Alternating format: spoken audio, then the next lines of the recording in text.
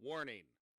This show is for adults, by adults, using adult language, role playing adult situations, and possible controversial topics. No situations or topic reflects the views of the Dungeon Master or the players in real life. You have been warned.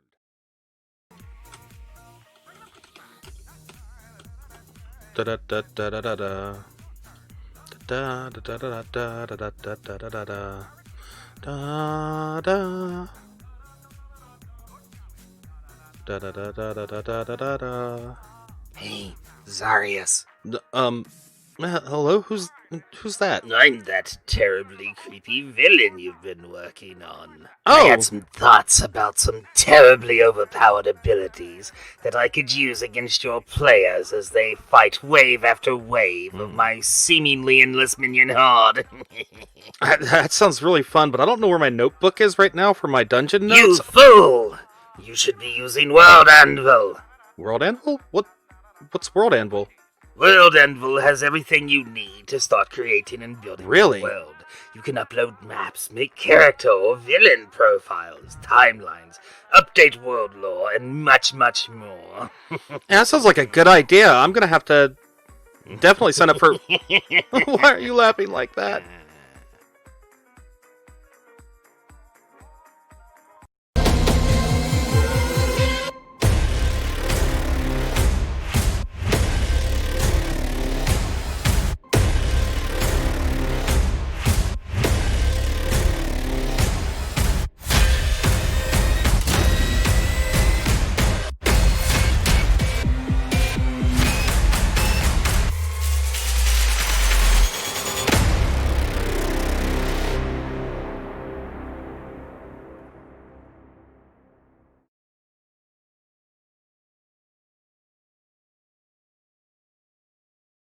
How everybody? How's it going? Welcome back. It's been a while.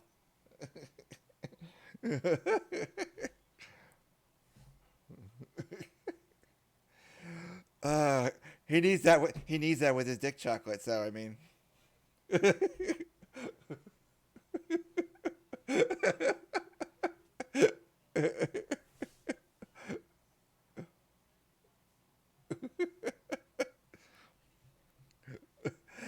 Oh God!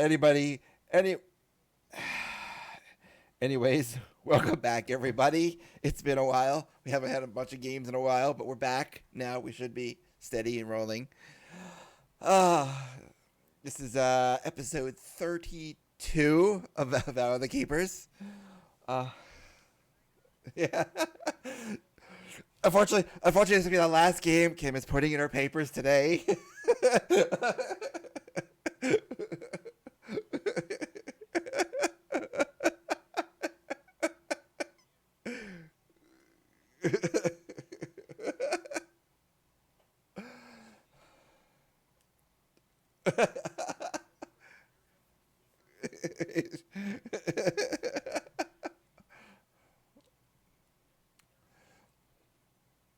Oh God. Ah.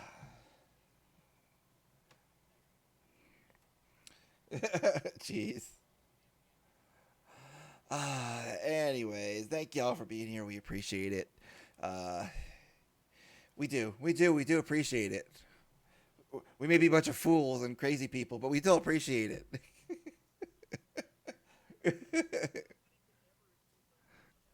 Yeah, true.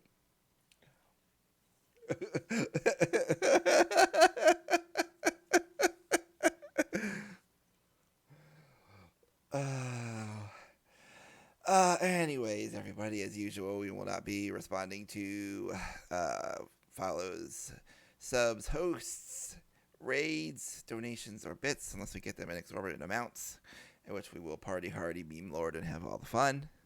And we will. Yeah. Yeah. Yep. We'll ignore story plot hooks, MacGuffins, uh,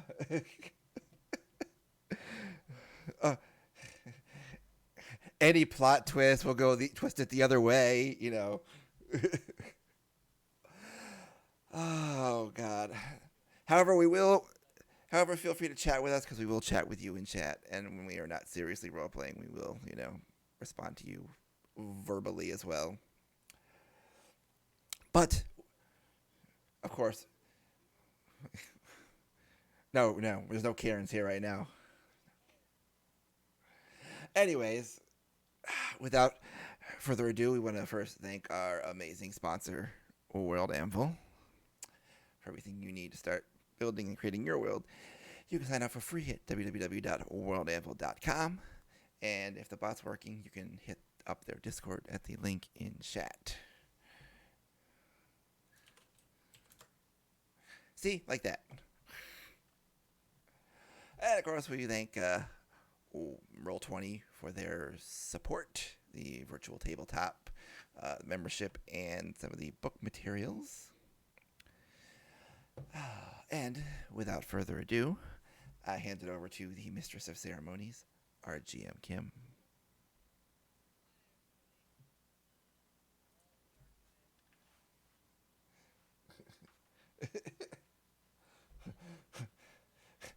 Books fall, everyone dies.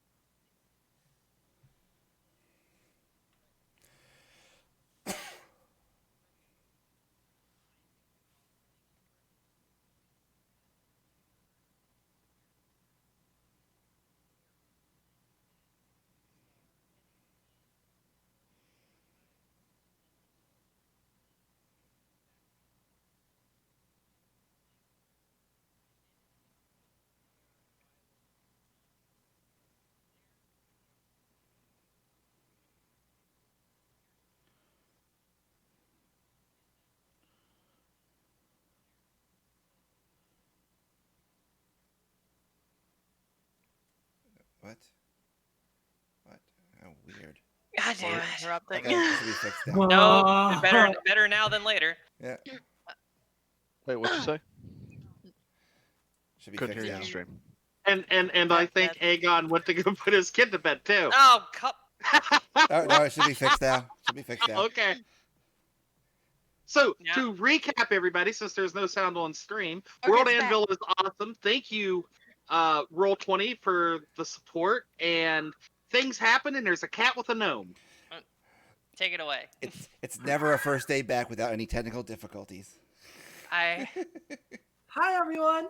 As you see this very small, like greenish, bluish skinned gnome on top of this giant cat.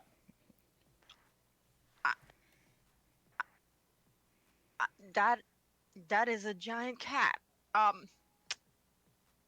that's just Star. You may want to get down. What did you say her name was? To Isaac. Isaac? Wait, was that the person who isn't here to yet? that is true. Okay, cool. They get down off Star. And,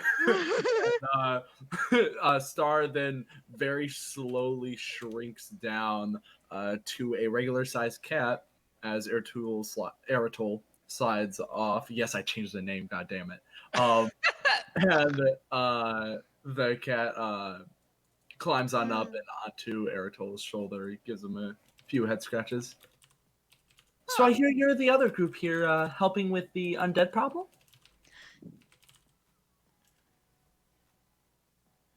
I mean, I suppose that we could put it that way, yes? Well, I mean, Lucy kind of scratches her hand. it's a relatively Didn't new expect problem. yes. So I've heard. I came to help. Okay, and Well, I helped a bit on the bridge earlier, but yeah, they were about to cross over into the other city. So I don't know what you guys were doing over here, but I kind of helped over there, and they're not doing that anymore. So we should be good. Oh, that's lovely. well, hope Why, so. Hopefully thank that's the end of you. them. Well, I'll say thank you for the help, and I suppose we could use a little more help in our endeavors. She kind of glances at Kinley as she says that. Well, what endeavors? Before you agree to anything, be sure you ask about the fees. There's Don't no. don't let them make you work for free. That's kind of just something I do as long as you can provide, a place to sleep and food. Finally, Sorry about the somebody background. reason. Wait, Finally, somebody reasonable. Me and Dorian will take his cut. no, you won't. All right, Well, Dorian. there's He's the one who did all the work here. Wait, is there a cut? Like, am I getting paid for helping? No, but we will provide things you need if we can. If you're gonna help us out. You'll just see Perfect. you'll just see Tar just nodding his head. Yes. Money is involved. Lucy's just shaking her head like, So again, what exactly are your endeavors? Like, what are you guys doing? Right now, trying to find out what happened here. I'm trying to figure out why the deads are rising in this moment, particularly. And as she says this, Lucy's gonna take a look at one of the big guy zombies to figure out if she can't find anything on them that would indicate anything of Uh, where they came from. Sure. Tar. Go No, ahead. go ahead. No, go ahead. You can make an investigation check for that. What's Taro do? Tara's going to, I guess, walk up and look down at the little gnome. I guess, since I'm assuming it's a normal sized gnome. Generally. Okay. Usually. I mean, it could be a freakishly large, unusually, beefy gnome that I should be watching out for. Who knows? Who knows? No, not another one. No, but so you kind of take a closer look at the sort of control tower zombies that you had identified out of the crowd. They don't seem like citizens of the town, just from like their manner of dress and appearance and general kind of vibe that they give off. The rest of the crowd around them, or what's left of them, there's sort of like a stark contrast there. But beyond that, you're not really getting a whole lot. Well, I can just safely determine that these were not townspeople. Most probably cultists or some. Good grief. Something like that. So, while they're having that conversation, Dorian is sitting inside, and he has cracked open his book. He's just sitting and reading. Grief. Well, my name's Eritol. So you guys are trying to figure out what's going on. Do you have any leads yet? Not as of yet. Let me see. Do you know where they came from by any chance? Like what direction? All I saw is they came from inside the city. I was all the way at the bridge. Well, it would seem that all of these undead are the townsfolk. Oh. Oh, well, you know what? I'm sure they didn't suffer at all. Um, I have an idea. Um, if you give me a few minutes, I might be able to figure out what direction they came from, I mean, or at least possibly where the magic did. you might want to focus on those larger guys. They seem to be the center of this mess. They do, Okay. and they were not part of the townspeople. Or at least if you look at them, they don't seem to match what the others are wearing, look like. You know, you get what I'm saying. Question, DM. Mm-hmm. I want to try and creatively use a spell that normally is pretty verbatim on what it does. I want to cast Detect Magic as a ritual. But rather than trying to just find out the school of magic because it's obvious, or necessarily exactly what is affected, I want to see if I can find traces of magic and where it came from or what direction it may have come from. Like if someone cast this from a direction on a person, or if there's like a trail of magic or something else like that.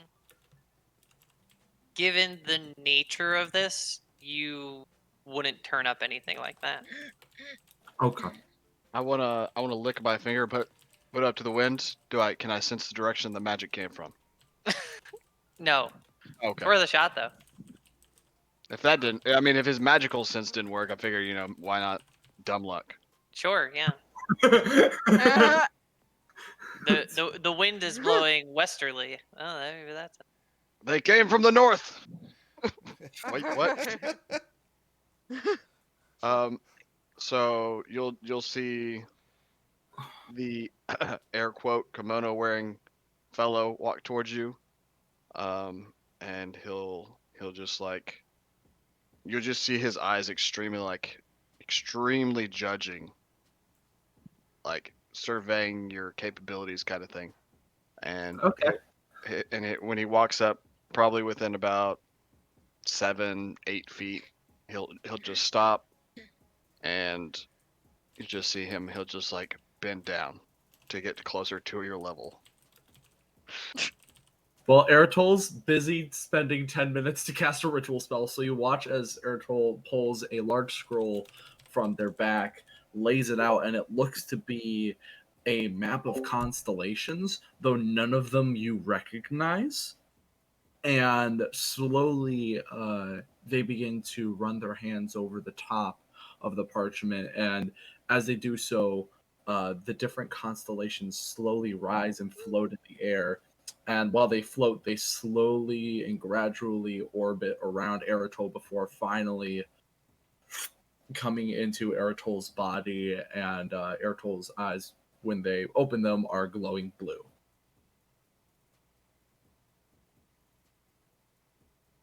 You see Tar just go. Interesting.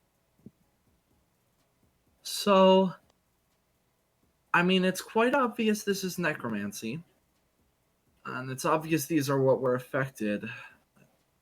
Sadly, I'm not able to find any traces of anything else.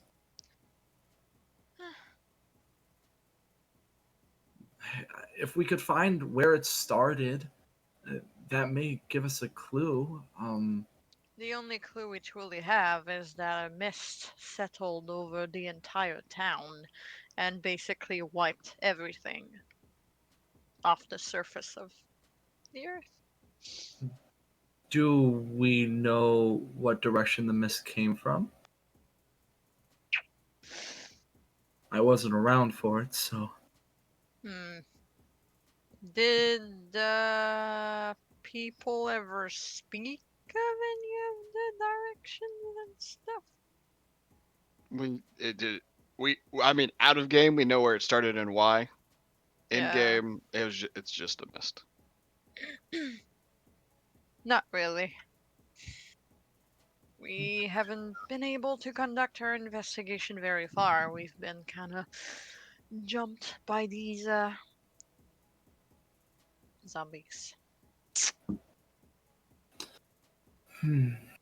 As for why some of us are here, we have been hired to help with protection.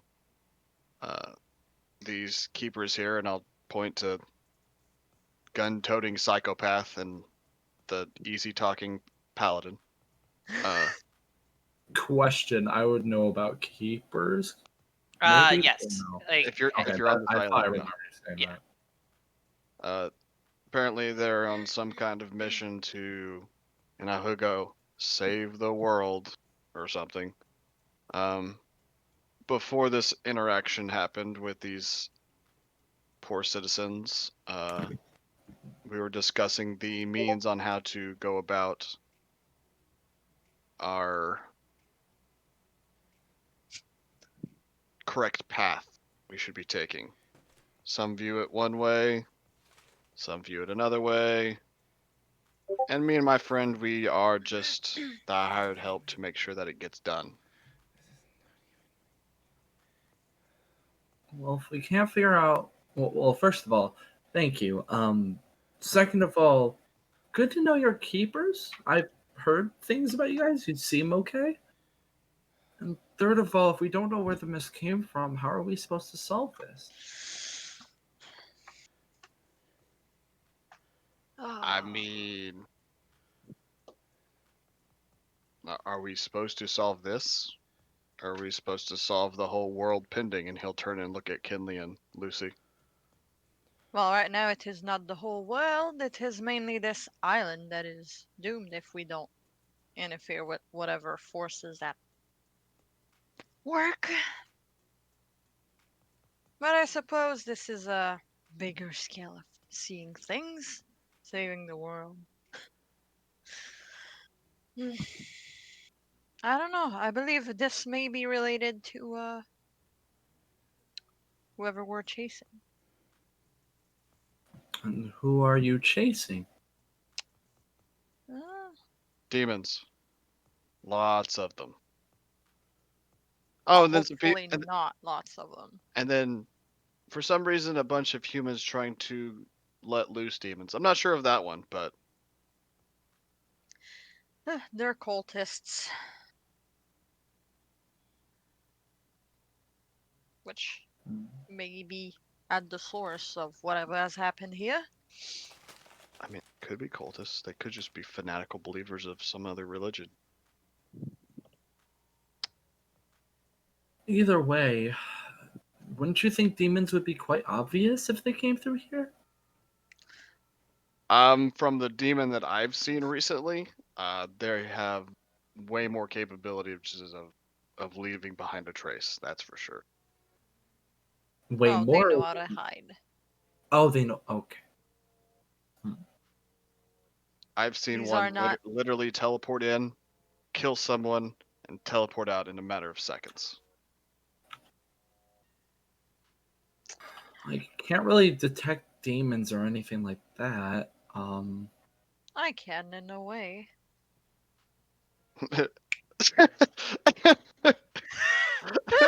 And then Lucy's gonna like drop frickin' oh god, what's it called? Divine Sense. Lucy's using Divine Sense.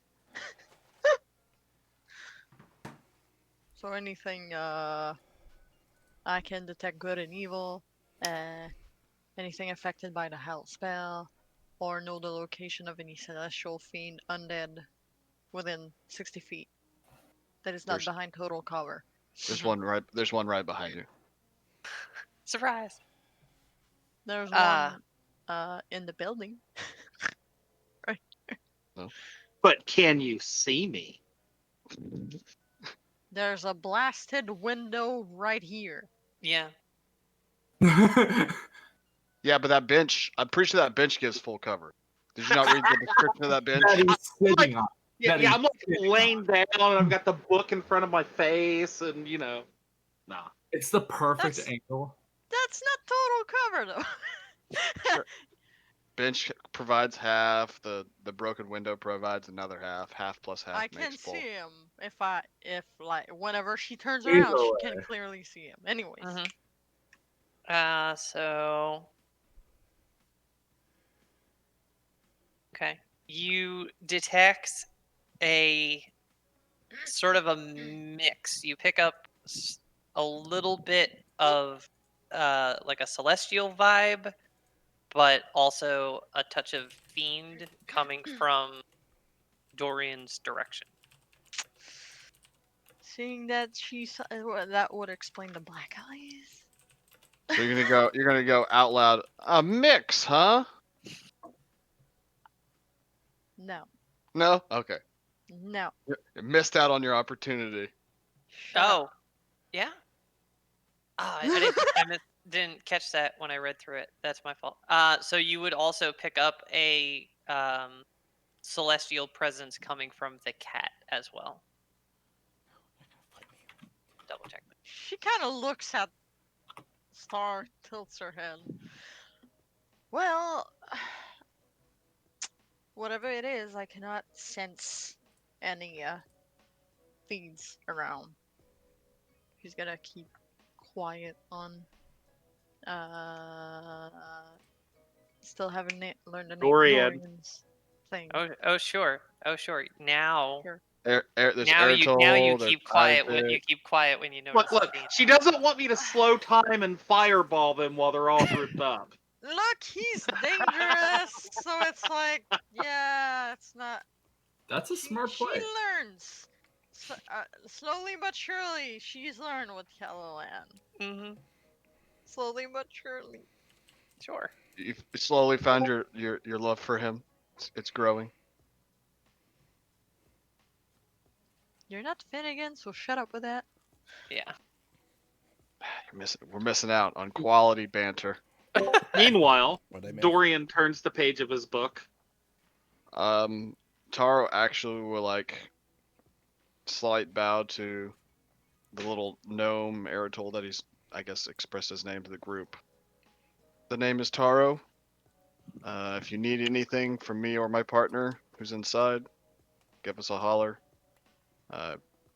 Good luck on your adventures. Turn around and head inside. But don't forget you have to pay him Kenley. for it. I don't know if he's joining the group or not, so that's up to you guys. I'm hired help at this point. Kenley, What's up? do you remember where did Zai ever mention where the bookshop was? Yes. Out of character, we already went to the Yeah. bookshop. We went to the Oh, bookshop did already. we? Fuck, I forgot. Yeah. We found it. Okay, Found it. damn it. Cleared out already. Mm-hmm. Cleared out. Oh, damn it. With the bookshop gone, I'm not sure where to turn my eyes to. I mean, Definitely have to prevent these people from raising again if there's any chance of that. there are a few things we could try if we narrow it down somewhat logically. We may be able to find the direction of where it came from, considering how rotted these people look. Well, kind of. Depending on the quality of the corpse, it could tell us which ones were like this longer or not, and maybe whichever area seems, the most rotted could be where it came from. Just an idea. I don't know if they'll actually work though. Never really dealt with undead. Well, all I can surmise is that these. I'm gonna go over to one of those big guys and search them, see if there's anything cult related on them. Okay. Investigation check. All right. Investigation.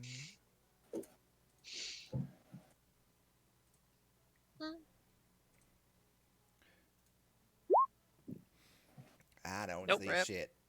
Nothing culty on them as far as you can tell. Well, I would say we search the bodies. If you guys, everyone who can lend a hand, see if we can find anything on these people. The bigger ones, the ones that really don't belong here.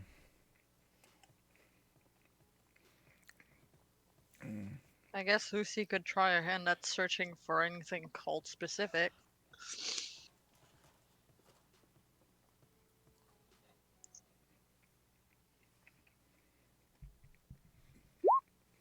Wow. It's gonna be one of Nope. those nights today in Roll20. Yeah. Yup. Okay, nothing. Yeah, search isn't really turning up a whole lot of help. You, Weren't there NPCs with us? Well, they've wandered off inside. Those older folk that were out here, do they know anything? no, they kind of just got here. Well, age does bring wisdom. May as well ask. And Eritol will head inside. So, as Taro had walked in, Dorian's going to kind of look up, catching him out of the corner of his eye.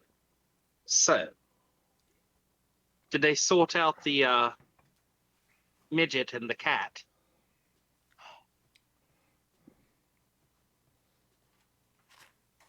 You're muted. You're muted. For some reason, it seems like he's volunteering free labor, so they might end up having another munchkin along in their crew. So be prepared for obnoxious. And then he'll just keep walking and plop down on the chair. He'll turn his page.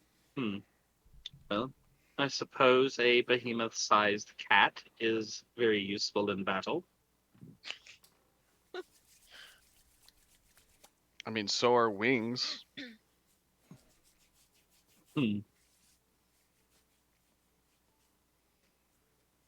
I suppose so. Do you have any on you? Nah, not quite. Shame. Do you? Not currently. He turns the page again. You notice he seems to be reading pretty quickly. Like, he's really good at it. I hope you've had enough practice. Like he's only been doing it for a little while.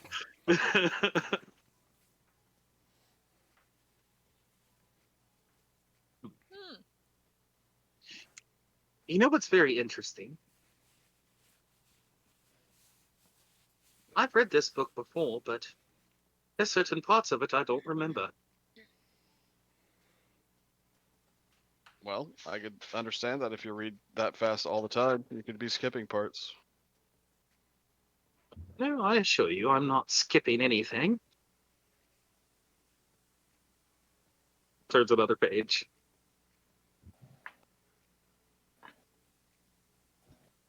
Kind of looks toward the door again, I guess, as the little person enters. With Star now perched a normal-sized cat on their shoulder. Oh, hello there again. Hi. Eyes currently glowing blue. If you want to see eyes, I can show you eyes. Is there any magic coming from Dorian? Not currently. Not currently.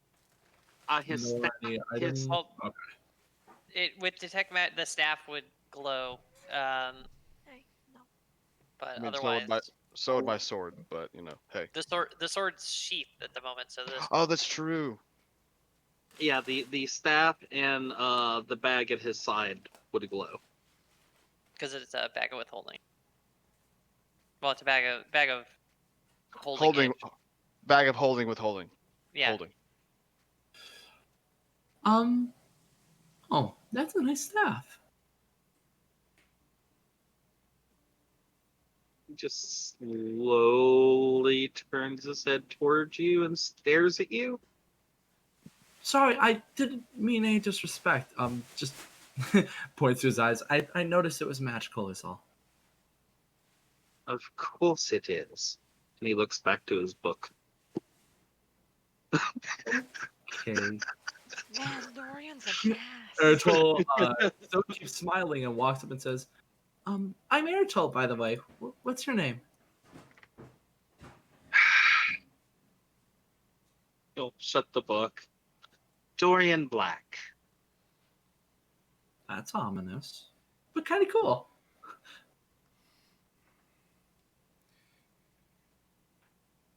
Are you always this chipper?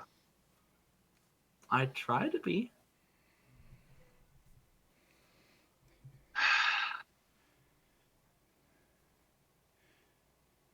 Just keep smiling.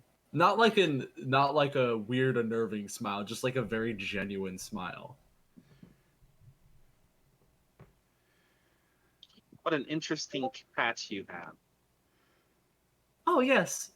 Sorry for if the size of Star scared you earlier. I cast a polymorph so that way they could grow. You know, help You see, protect the bridge and stuff. you see the corner of his lip kind of like twerk upwards and kind of like a half smile, half smirk. I can promise you, the giant feline did not startle me. Oh, that's good.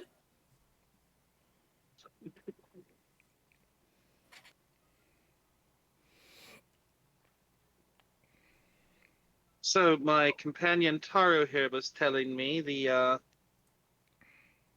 would-be keepers have roped another person into working to them for free.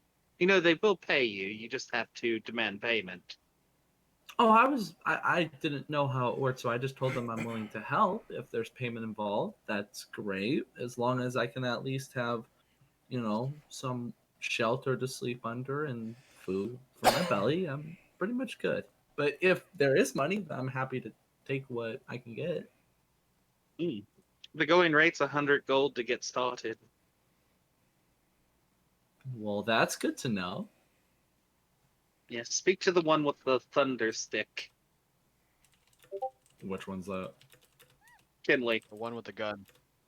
Oh, okay, that's okay. I didn't know if you meant literally like a staff that was thunder or. Oh, you mean the one with the really loud thing? What even is Yes. that? It's a gun. And it's some kind of contraption.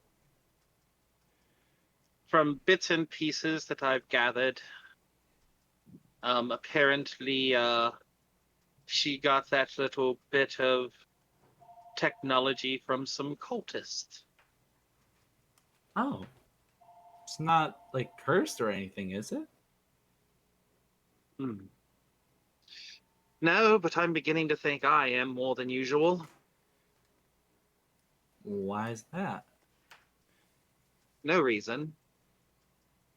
Star will jump off and land next to you and kind of rub up against you, and then immediately go and jump back over to Eritol and hide under the hat.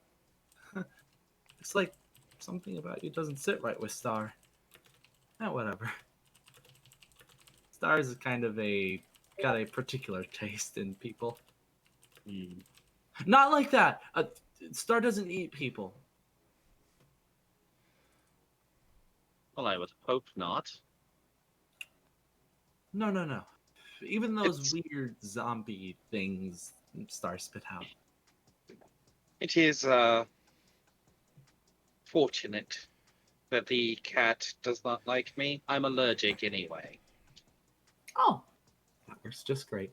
Did you happen to see where those two other men went?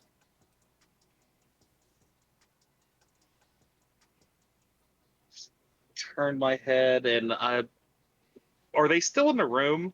No, they've gone back into. I don't have a map representation for it. The They went artifact room? back into the artifact wing. I just sort of look toward the door to the artifact wing. That Thank you. way. And Eritol will do a little jog over there with their very small feet. They seem, although kind of fast for a gnome.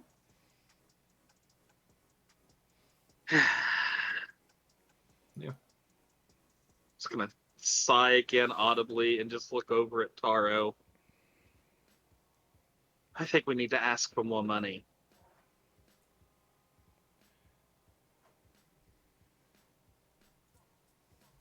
Well, I'll leave that up to my agent to negotiate terms and just smile at you and then go back to pulling out his katana and start cleaning it. Oh, well, while we're on that subject, agents do collect a percentage of acquired sums. gonna take a cut. And he'll take he'll smile back at you. You'll literally see Tar literally just like mid-stroke of his blade cleaning, take a hand out, and then you'll just see like two gold coins just come flying at you like with extreme accuracy. Oh, catch them.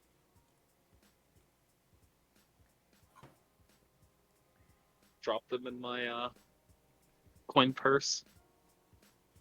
Much appreciated. Okay. So- Taro, make a perception check for me.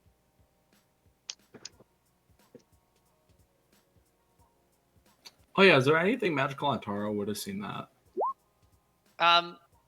Once he drew his blade out of the sheath, the blade would have glowed with magic as well. Okay. No, that's persuasion. Perception. Oh, yeah.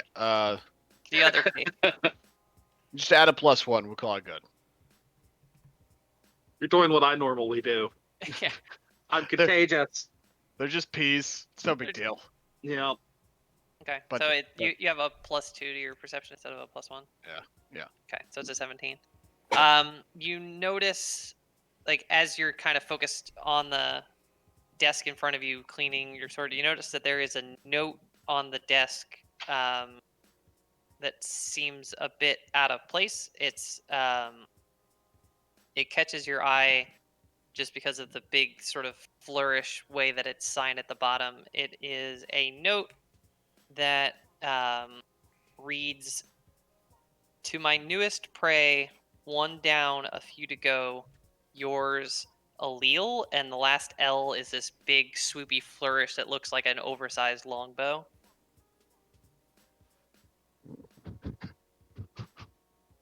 Oh, sweet mother of God. So it looks like a longbow from the L, right? Yeah.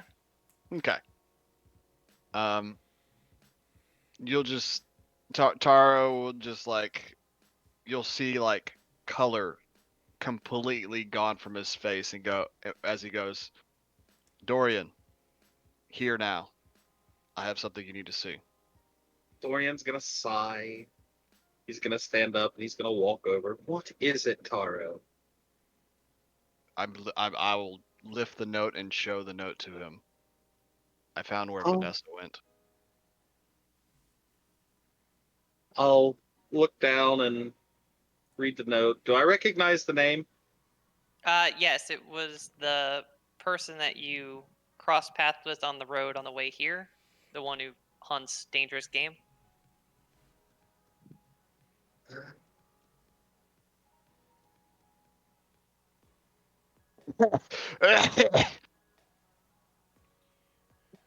I'll just arch an eyebrow.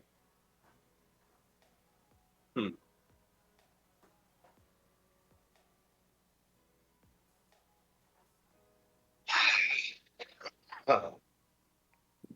Well.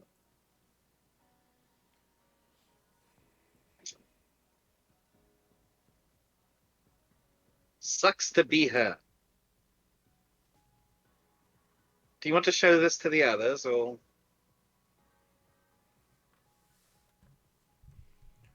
I Sort mean, of looks over toward you.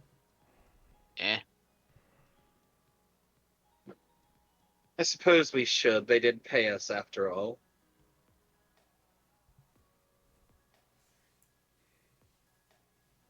how did Allele get from there to here and out without us noticing though? That's what's bothering me the most.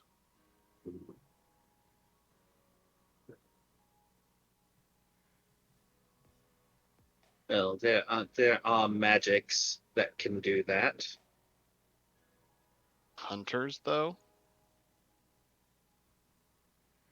If I put on leather armor and wielded a bow and passed myself off as a hunter, how would you know any difference unless I told you? Or you demonstrated me trying to use a bow? Human leathers. Don't fool yourself. I'm not a fan of chafing.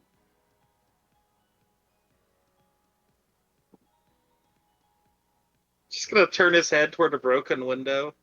Oh, Kinley, Lucy! Lucy kind of pokes her head in. Yes. Vanessa's dead and we're being hunted. What? How do you know that? What? He left us a note. I will kind of walk inside. Yeah. Who left us a note? I'll hold the piece of parchment out towards you, like in between my index and middle finger. Just kind of like, here, take it. I'll Lucy's take it gonna and take read it. it over. Oh. Okay. Kinley's You gonna guys take can it. fight over it, and then one of you can read it No. out loud.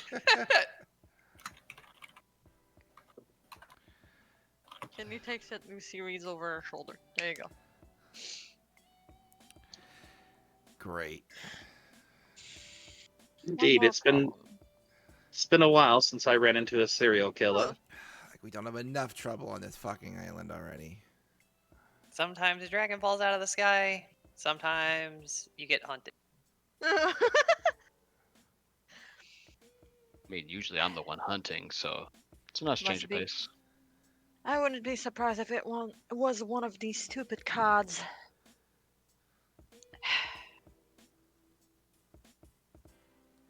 What are these cards you keep talking about? I don't exactly know. Some of our former compatriots messed around with a deck of magical cards that they found. And now they're no longer with us. For various reasons. All very true. Would a deck of magical cards ring any bells with me? Um, Sure, there are plenty of magical cards out there. Help you cheat. yeah. I mean, you wouldn't necessarily know 100% for certain that it's that particular deck of magical cards, as there are, a variety of different decks in the world. But it would certainly ping your attention because you are aware that there is a Bane that is a deck out in the world somewhere. Just Dorian's eyebrow just arches upwards. A magical deck of cards. Yes. Do tell. I don't know much about them. I avoided them after I saw what happened. One of I the did people that is too. no longer with us is the one who last had them.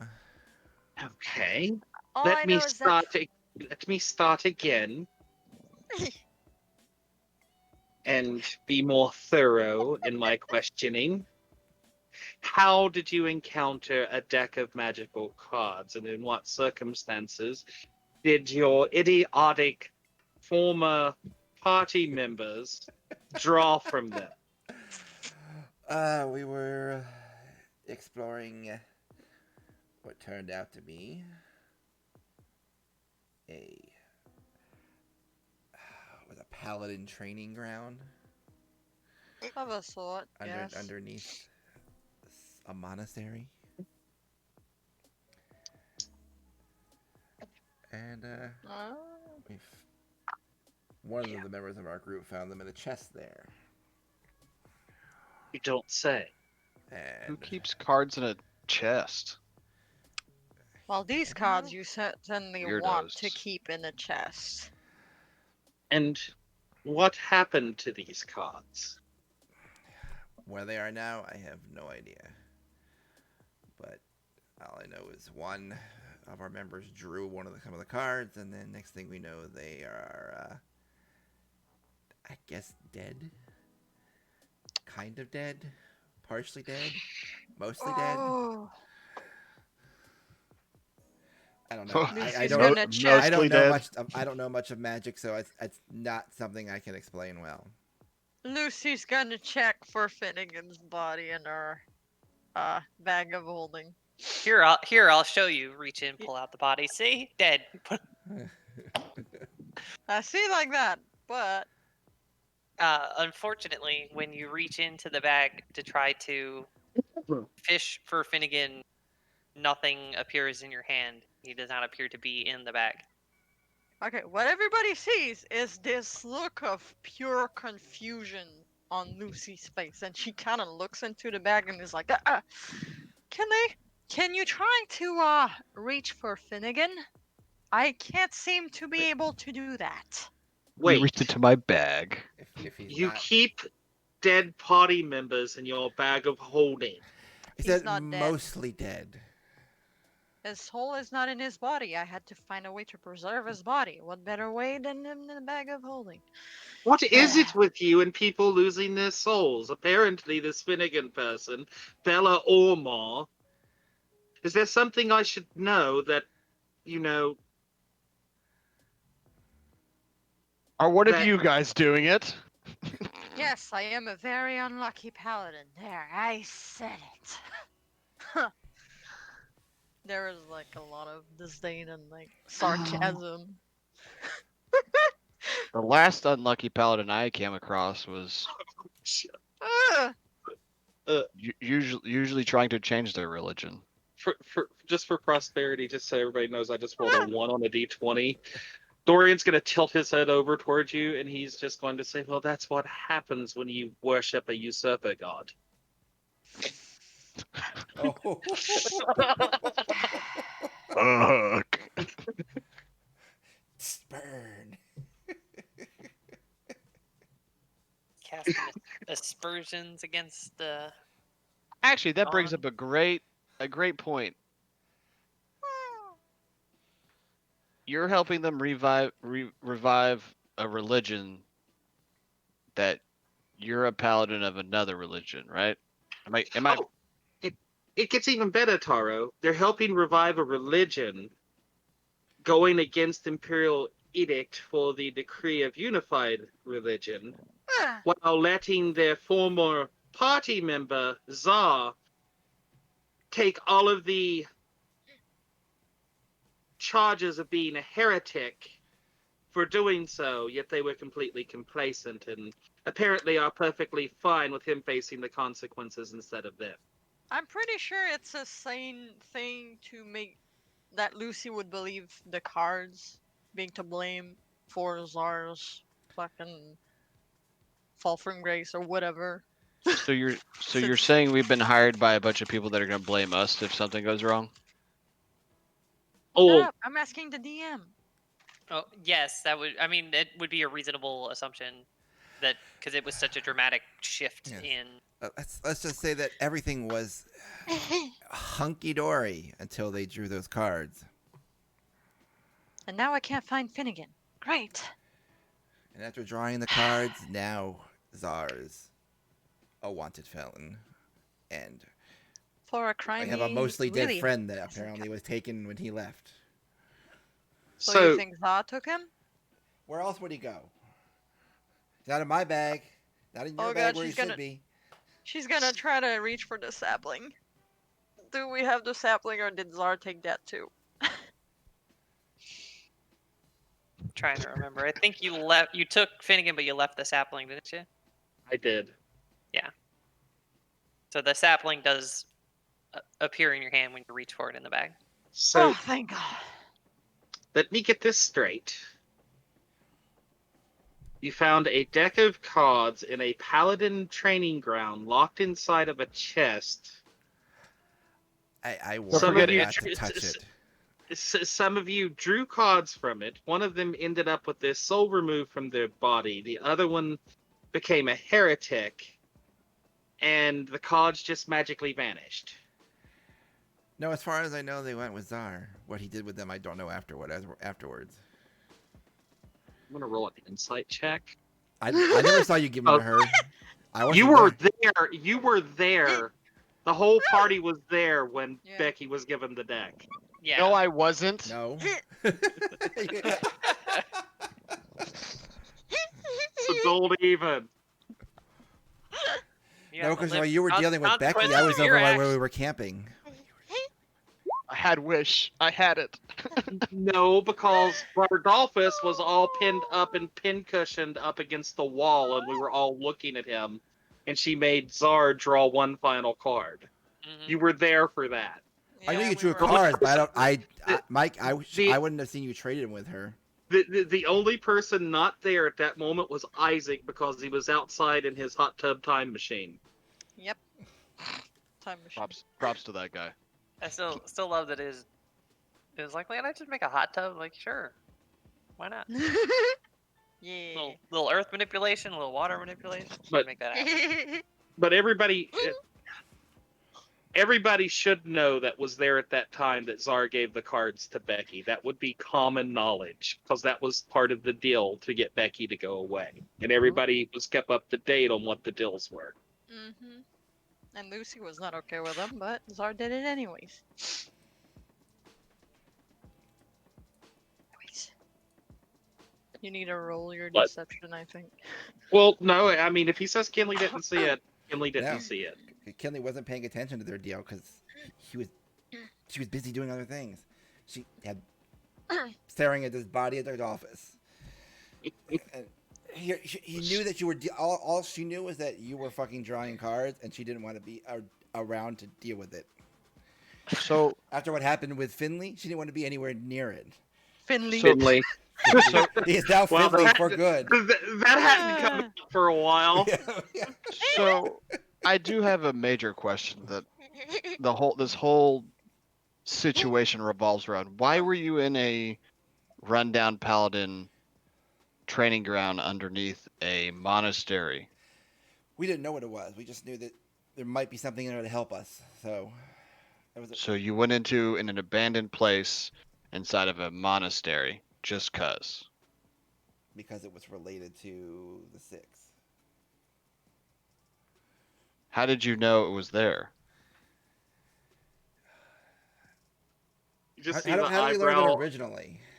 Did you just- did you just like chill around in the monastery and the monks were like, "Oh, by the way, there's this abandoned place down there that we don't like going down. You should check it out." You just see the eyebrow I'm trying to remember. almost exactly. impossibly arch up even further when you mentioned that it was a place of the Six.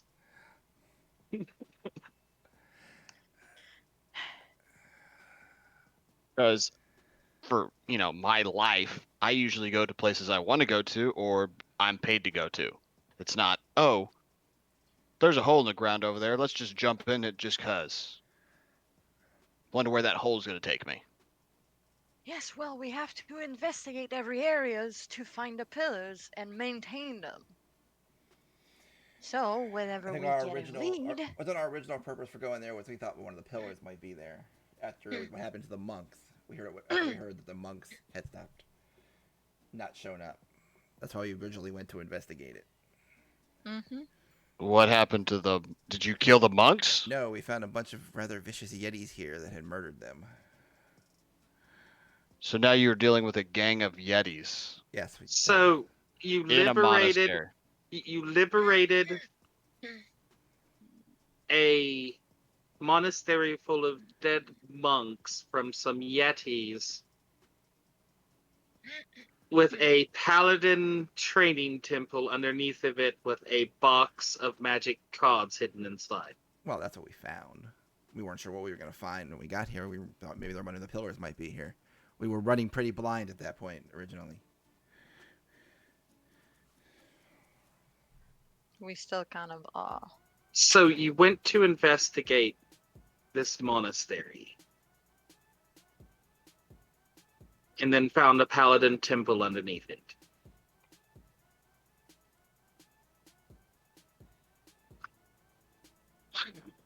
Sounds about right.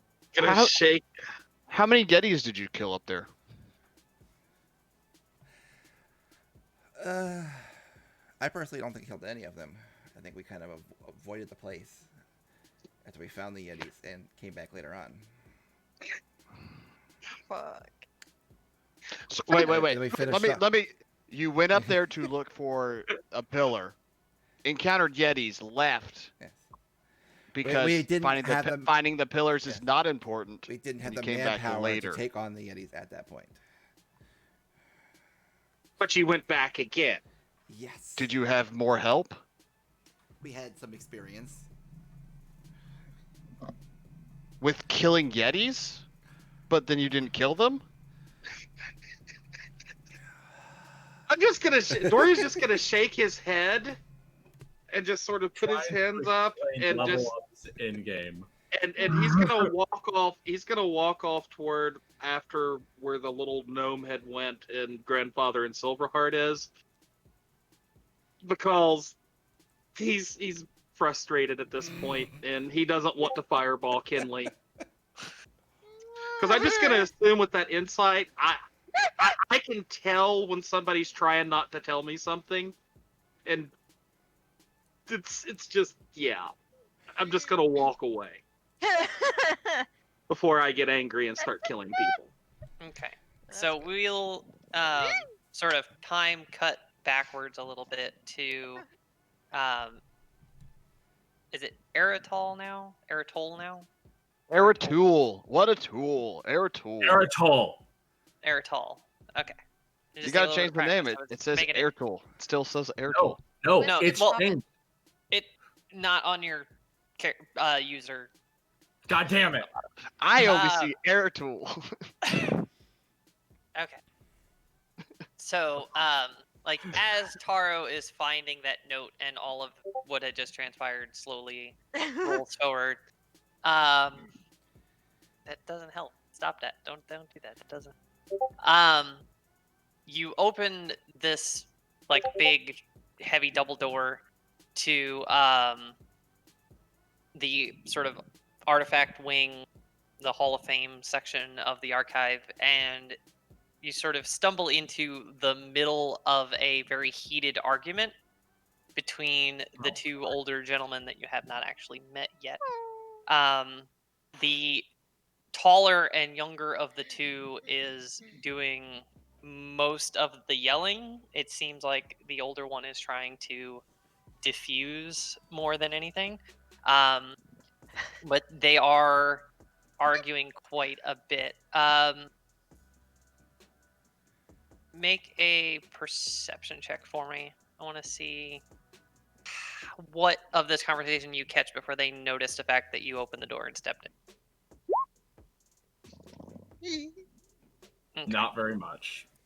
So, the only bit of it that you catch is an assistance from the bigger one that I told you we should have waited for a damn spellcaster before we came in here, and then they notice that you've sort of stepped into the room and the argument quickly drops off. Yeah? Hi, I just wanted to introduce myself and see if you guys knew. Is everything okay in here? We're fine. It's no concern of yours. What do you need? What is your business here? Why are you in town? I was just kind of passing through town and I heard about what was going on over here, and I went over to the bridge and there was a bunch of zombies trying to cross, so I stopped that from happening. With Star's help. As Eritol lifts the top the brim of the hat and the cat peeks out. You said something about needing a spellcaster?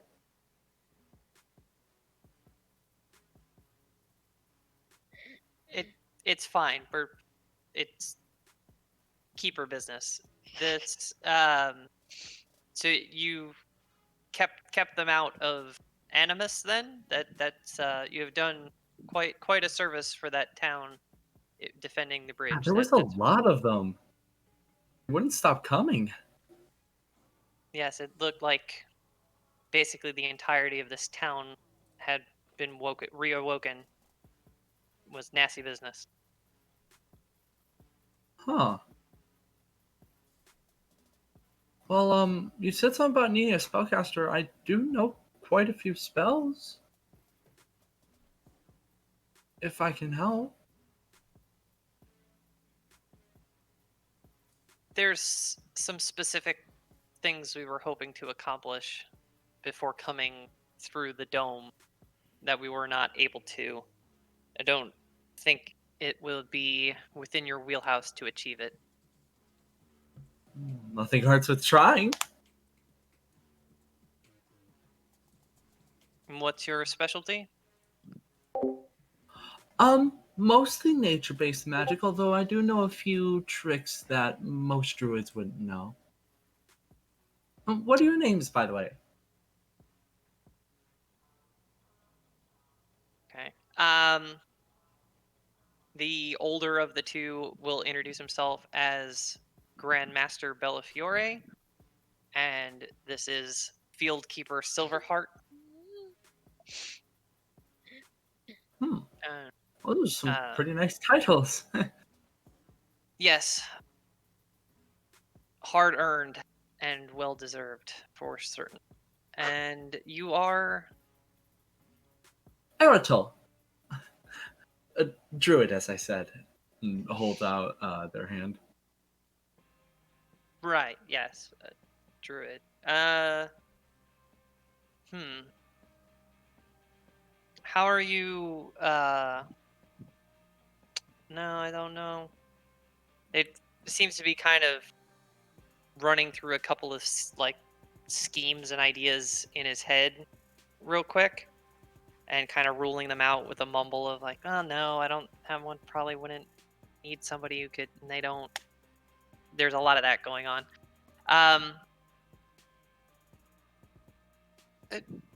Well, give it some thought. I appreciate the volunteering, but if we think up a way to utilize your skill set, we'll perhaps let you know. Okay, well, I'm here to help with the issue if you need it. I'm assuming you guys need some privacy. I think we're done here, and you can see Silverheart's got a look on his face of like, I ain't fucking done. But the Grandmaster will kind of walk towards you and the door as Dorian kind of appears up behind you. So the four of you are now sort of like standing right in this doorway. Eritol moves out of the doorway, like into the room. Hi, Dorian.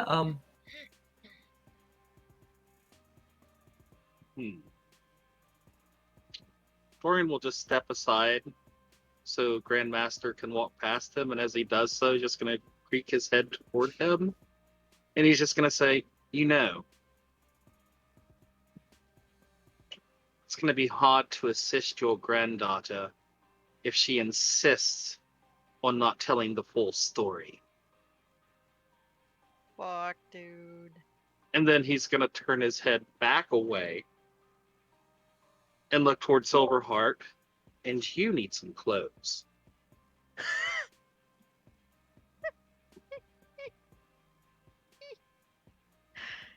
Fuck, dude. Silverheart kind of shoulders up his big ass hammer and is, I'm fine, mind your business. Just wish someone had fucking an illusion magic to put on him. I swear to God, that'd be so much better. No illusions. You get the full Monty. Yeah. Dorian will just kind of nod his head. Right then, I will. Okay, so grandfather here is going to let you know that him and Silverheart, they're planning to head over to Animus and ask them to come over here and start burying these bodies as was originally planned. Based on what Eritol it was? Yep, Eritol. Eritol. Based on what the little one here has said, it sounds like none of the zombies managed to get to Animus. I think it may be in their best interest if we just gloss over that part of this morning's happenings. But we'll round them up as originally planned, get them over here, and get them to start moving these bodies out. Do what you can to tidy up a bit, I suppose. We shouldn't take us more than a couple of hours to get things going, and we'll be back to continue earlier discussions.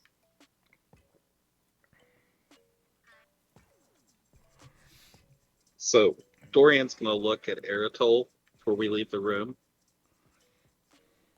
and he's just gonna say, "Be careful. With Just be careful that what they're not telling you doesn't get you killed."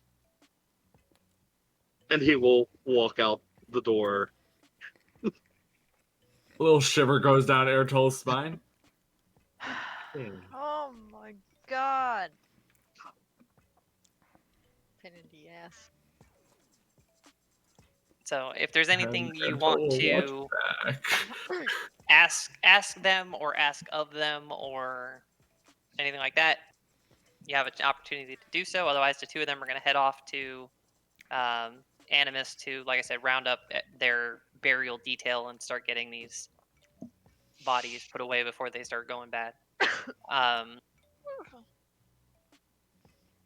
So, anything on that front, or are you good? Good right now. Okay. So Dorian said what he needed to say. Gotcha. So they will head off on that little side quest. They'll be gone for a couple of hours. You have the town essentially to yourselves if you want to attempt to investigate or pillage. You know, you have an assortment of options available to you depending on what interests you have. I want to visit a magic shop.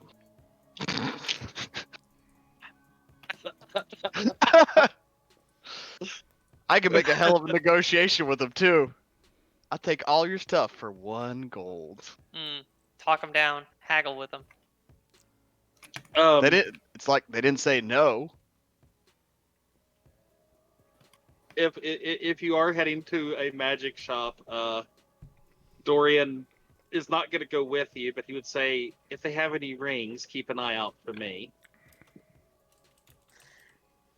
But he is going to go into the restricted section of the archives. Nobody to stop you, huh? Nobody to stop him. Well, And you light it all on fire. nobody except for the responsible party members who would surely continue to enforce the archive's strict rules and policies, right? Right? I still got 3 fireballs left. I'll burn this bitch down. Seeing that what they're wanting to commit, Lucy would start showing a little like, these people are dead, maybe we shouldn't go through their things so idly. But if we ignore her, she's not gonna push it because it's like, these guys have been doing pretty much. First of all, what the I didn't hell they announce. want. I didn't announce where I was going. Oh. After the garbage you guys were spewing about what was going on a mountain, that you guys also didn't say you were on a mountain. You just said you went to a monastery. Yep. By the way, I was done. I was totally done with the conversation. I left. On my way out, I bumped into Dorian. I'm like, "Hey, Dorian, I'm just gonna go look around at some, shops, see what they have. I'm not gonna steal." And I let him know I'm not gonna steal anything, because you know how he feels about me stealing people's shit. Dorian would tell you, as long as it's not off somebody's body, things fall off the shelf. Didn't we have a conversation about this already today?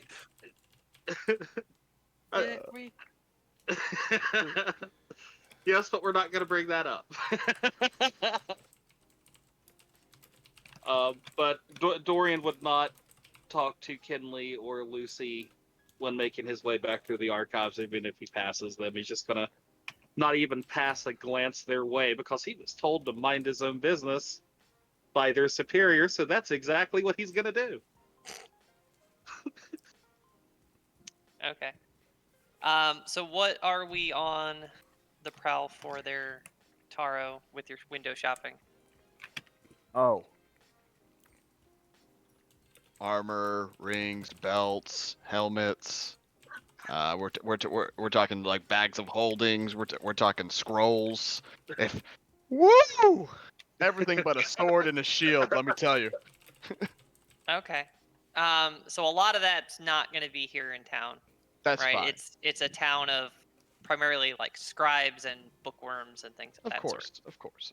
So you can find plenty of sort of base spell components, high quality inks and paper that you could use in spell books, things of that sort, as well as just standard high quality books for journaling and biography writing and all of that kind of stuff. You can find some sort of utility spell scrolls, things like low level spells, sendings, things of that sort. Just the kind of utility stuff. They're not really rolling around with scrolls of fireball in town here. I'm not worried about that. Yeah. Counterspell? No, I'm just kidding. But you're able to find a decent amount of that kind of magical stuff, utility items and low rarity things of that sort, pretty readily in town here. So we can kind of make a shopping list. Okay. Just depending on how aggressive you want to be on your search for specific things. Well, depending if I find anything of value that might be heavy or large of objects, I would probably turn my focus towards on storage capabilities of how I would, bring that around. Sure.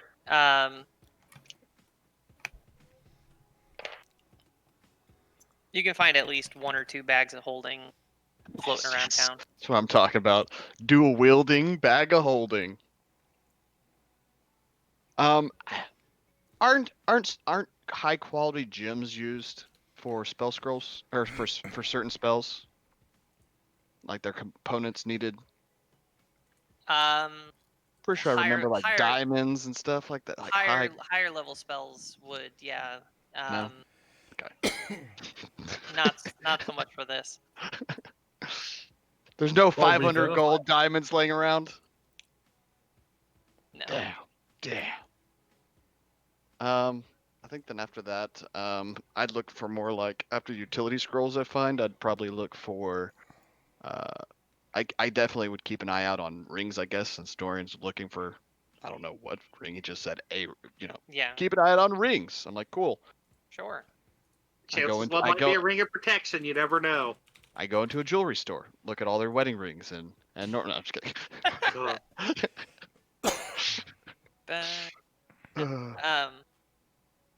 So I do rings. I look for any kind of like adventuring like belts or gloves, boots, stuff like that. I can promise you, in his really, really, really long life, one thing that he has never experienced is being proposed to by a samurai. Well, if it makes you feel any better, that dream of his will continue to be a dream.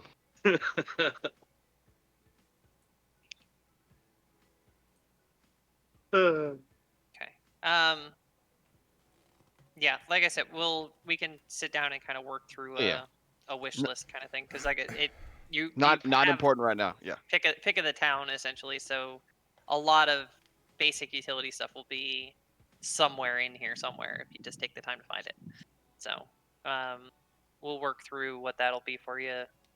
Like I said, it's low grade, low level utility stuff. They're not packing heat or any sort of like major artillery. So like common magic items and below kind of thing is what you're talking about? Yeah, common, maybe some uncommon, just depending on what they are and stuff. They're gonna be things that are on brand for the town, kind of a deal. Gotcha. Okay. I'll look through as you guys do your shitty teamwork grouping, not telling people secrets. I'm telling you guys. Good luck. Okay, and yeah, Dorian, we're the ones holding back secrets. Yeah, Dorian's up in the restricted section. My apologies. I haven't told you my last name. Big secret. I'm not talking about you. You haven't asked the right questions. First of all, I'm the one who's asked. And the first thing Dorian told you was you have to ask the right questions to get the right answers. So that's not his fault. And what excuse do you have for me when I'm asking you questions? Yeah. Anyway, in the restricted section, Dorian's just going through and taking random books, and anything that he reads in them that he knows to be false, he's ripping it out and he's burning that page. Oh my god. Okay. You psychopath. Yeah, I mean these are the biographies of people as recorded by their biographers / scribes / bards / double slash. Right. You know, I'm sure there's people in there that he's never met and doesn't know or doesn't remember. But if he runs across historical events that he knows are not true, he is going to rip out that page and burn them. Okay. What's your threshold for untrue? Are you allowing for bardic hyperbole or just straight like, nah, that's bullshit? The bullshit goes. Bardic hyperbole he would find acceptable. Okay. Because, you know, stories always change a little bit. But, you know, if saying that you know, for instance, Kinley slayed that gold dragon and then seduced it into telling her where its hoard was, kind of thing that he knew would be false, it would be ripped out and burned. Gotcha. Got it. In that case, let's see. Oh wow, that's actually insanely high. Go ahead and roll 2d100s for me. All right. 200s.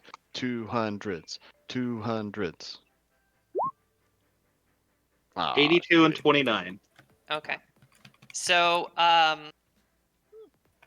most of what you come across as your first kind of like perusing through and just sort of picking things out. And there's a lot of stuff in here about people that you just never personally interacted with or engaged with, or that if you did, you don't remember them by name enough to pull their tomes.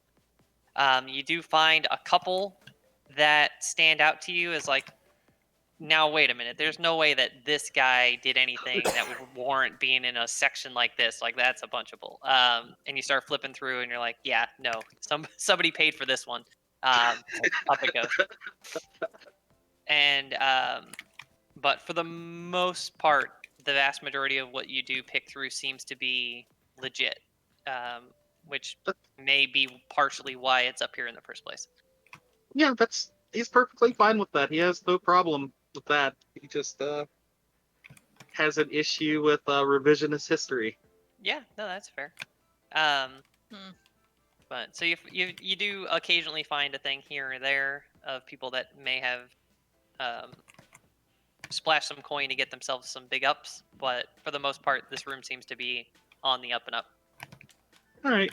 Well, that's what he's going to be doing for a while, and what he does burn is just going to be in a nice little ash pile in the center of the room. He's not trying to hide that he's doing it or anything. Mm-hmm. Okay. What about Lucy and Kinley and Eritol? What are you getting up to? Pretty much just hanging out. I don't really have any goals currently because a little exhausted from the fight, and might just look around the library if there's anything interesting to read. Till we see what needs to go on next.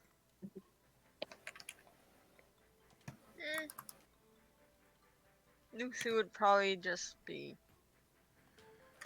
not standing guard per se, but being alert as if anything was to happen out of the ordinary.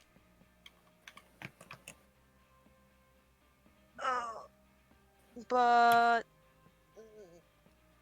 I guess she'd get bored after a while, just standing there, so she'd go check out the rest of the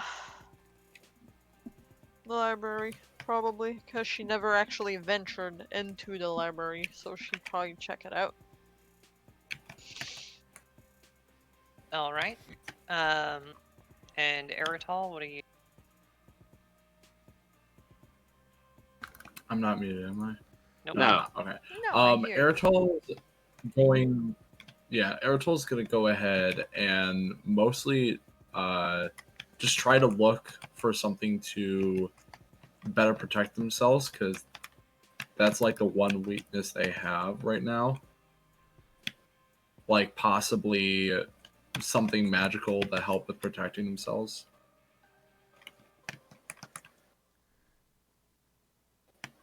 Okay.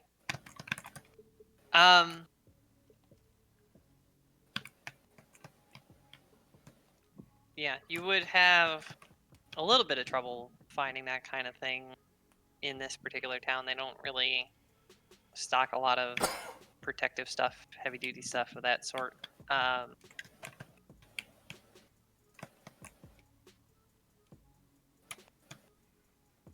Yeah. Sorry, you cut it'd out be- a bit. Did you say I would have difficulty? Yeah, you'd have a hard time trying to find something like that in this town. Okay. In that case, honestly, probably nothing. Airtold doesn't really have anything they need. AKA, I haven't really thought of magic items to buy right off the bat. That's fine. Are you out exploring the town though, or are you staying in the archive, or? Probably out exploring the town and just saying hi to people that they know. Everyone's dead in town. Yeah, those zombies were the Oh, town sorry. folks that used I to live thought we were here. back in the other town. You No, can go to the other might town be. if you want, but Yeah, you can head over there if that's something that you want to do. But I go out and talk to all the dead people. I mean, you could. Hi, dead people. My name's Airtold. For some people, that's a thing. Yeah, I Airtold, think Sorry. I think it'll be mostly then just like walking around looking to see if there's any information on astrology stuff. Mhm. Like star maps and such, try and figure out, where that where those constellations are, Sure.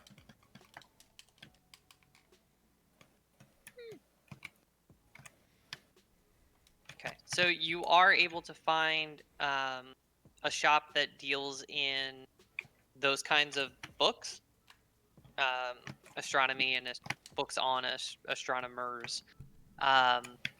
You can spend some time there, kind of flipping through different tomes and working through maps and different kind of materials that they have in stock there. But nothing seems to match up with what you're looking for in terms of pairings with the map, the chart that you have. Okay.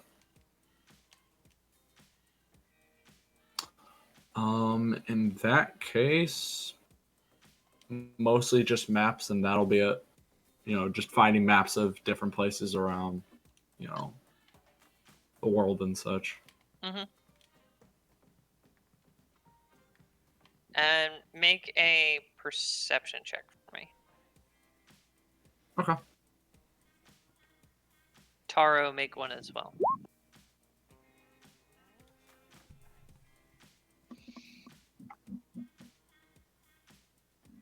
Oh, Uh-oh.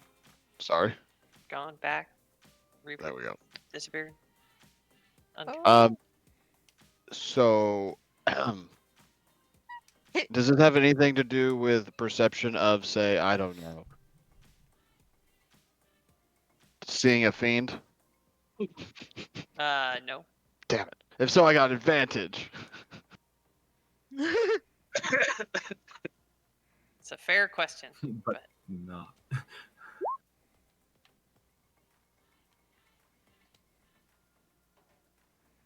All right.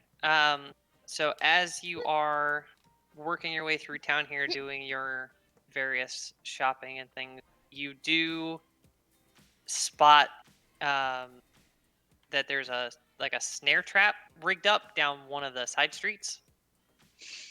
Looks like something that would have, if had you not spotted it, it would have like grabbed you by the ankle and fooped you up into the air. Kind of a snare trap. Can I disable it, or am I able to like see down the alleyway without getting snared or something? See if there's someone just chilling in the alleyway waiting. But it's a side street. It's a little bit bigger than an alleyway, but you Oh, okay. can attempt to disable it if you want to engage with it. You can just ignore it and just not go down that side street. It's your call. How much you want to poke it. So what kind of trap are we talking here? Like extreme like metals, or are we talking like a rope, like it will grab your feet and sweep you up into the air kind of thing, or what? Yeah, it's like a rope that would grab you and swoop you up into the air by your ankle. Fantastic. I'm gonna slice the trap. Okay. You can. Your sword's Uh, legit. You can cut I- through rope. I'm not gonna go down this street or anything, but I don't Mhm. want to be. I'm extremely wary of if I do walk or I even have to run from wherever I'm going if I'm being chased. I definitely don't want to have traps just laid about for any accident. Mhm. One cultist. One.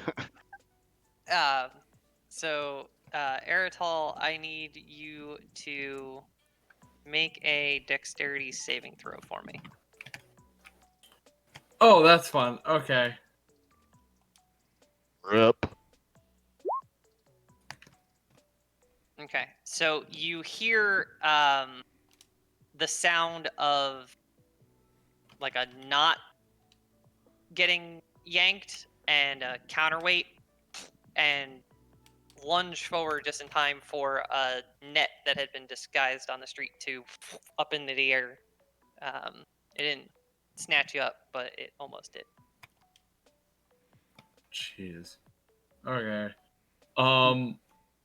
Artul's gonna keep a little bit of a closer eye out now, and then go back Same. to the place that we're staying at. Tara will definitely be no longer casually walking at this point. He will be taking his time through the streets and especially going into shops.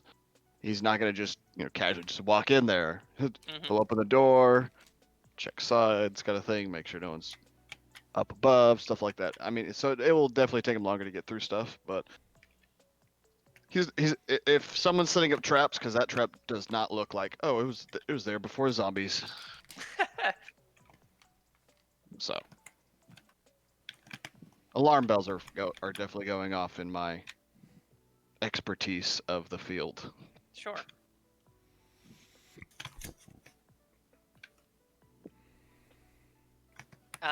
So you carry on from there. You're now extra on the alert, taking your time, being extra careful. So you can make one more for me, this time at advantage. Perception check. Aha! I knew it had something to do with a demon. No, this is you get I- advantage because you're taking your time. Eeh.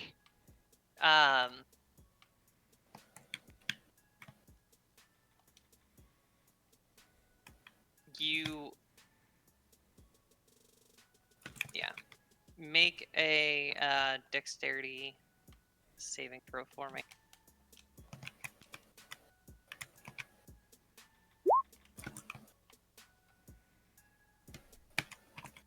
All right.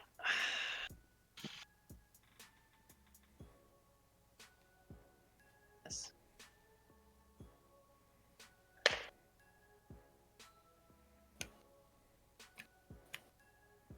So you let yourself into a shop, and as you do, you hear the sound of like a catch being undone, but you aren't able to step back fast enough, and an axe swings into view and kind of clunks into you for 9 damage. Gotcha. The whole town is booby trapped. They knew you were coming. What's inside this shop? Or what, is there like a name of this shop or anything like that on the outside, or is it just a random ass shop? It's just a random ass shop.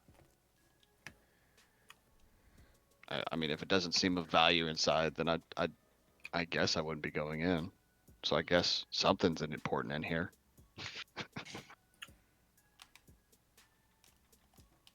I go inside. That's fine. It's another like it's one of the shops that you were targeting for your magic item shopping wish list, but aside from that, the store doesn't seem especially unique or otherwise notable to where you're like the owner would have put up a trap or something. Gotcha. Okay. I'll gather the things that pique my interest, shovel into one of my 2 bags, and be on my way. Not like I'm gonna knock and go, anybody home?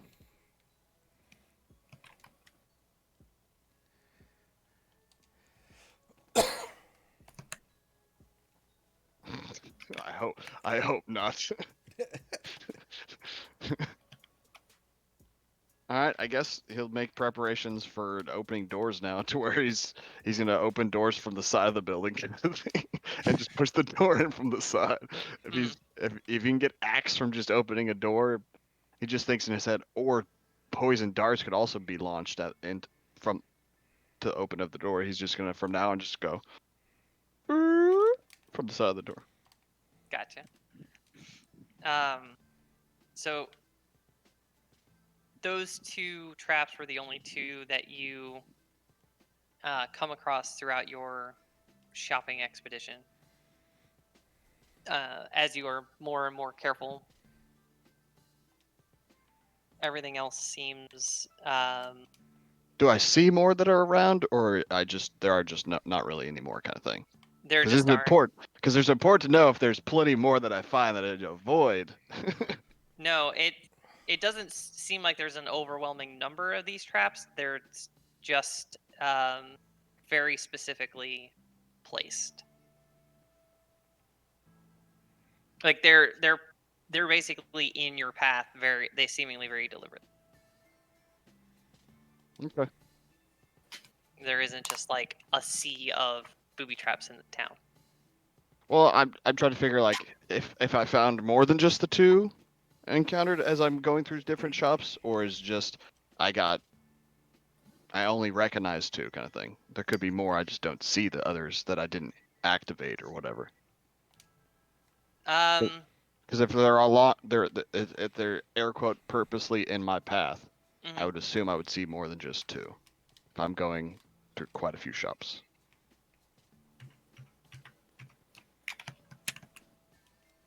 Those are the only 2 that you explicitly encounter. If there are others, you either didn't set them off or didn't go down the street that they were down, or.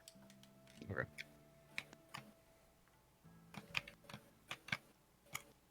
That's fine.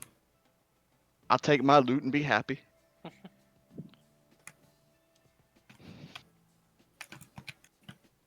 Glad I didn't have to kill nobody. Not yet, anyway. Don't worry. Give me the chance. Give me the chance. Give him the stick. No, don't give him the stick. Give him the stick. Okay. So Kinley, you are in the library looking for anything interesting to read. Yeah. In the normal section, or are you going up to the restricted section? So I probably check the restricted section first. Okay. Make an investigation check. All right.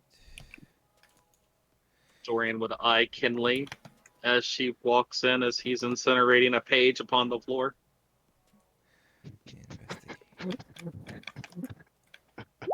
I love it.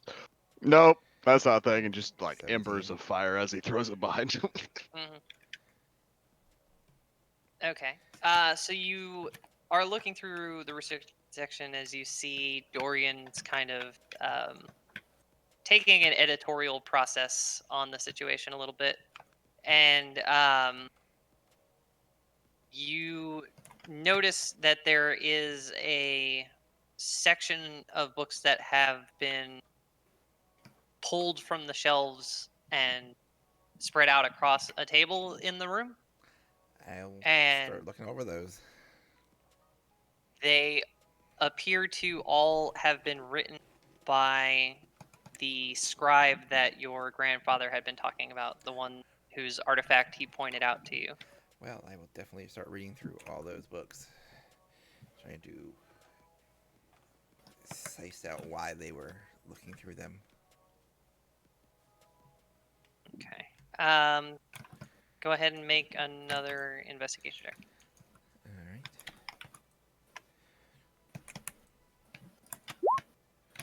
Okay, 13.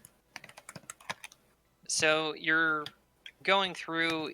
There doesn't seem to be any kind of like annotations or dog ears or anything like that. Like it's a restricted section, obviously. They're not going to allow that sort of thing to go on. You do notice that there is a gap in the tomes.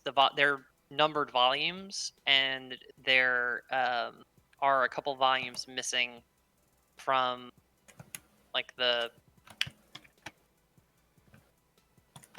back half, close to 2/3 ish. When you look at the total, this is volume 1. Like, okay, that's volume like 27, and you're missing volumes like 16, 17, 18, kind of a Okay. ballpark. I would kind of look up at Dorian. You didn't burn any books from this area, did you? He tilts his head over towards you and he says, I would never burn an entire book. Ripped. That's half a book is laying in ashes on the floor.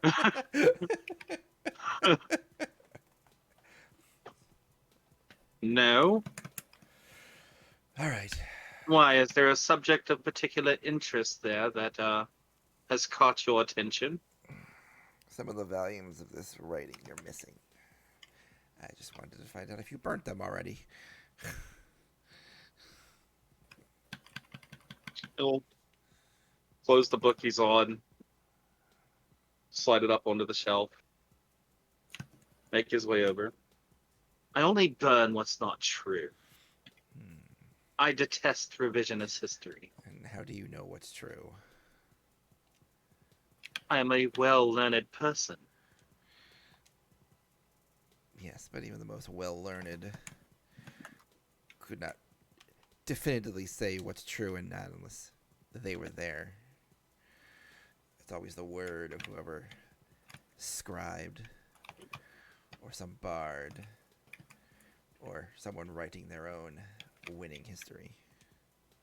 I suppose that's one way to look at it. I have quite a nose for sniffing out deception. He's gonna lean over and start perusing the books that she was reading.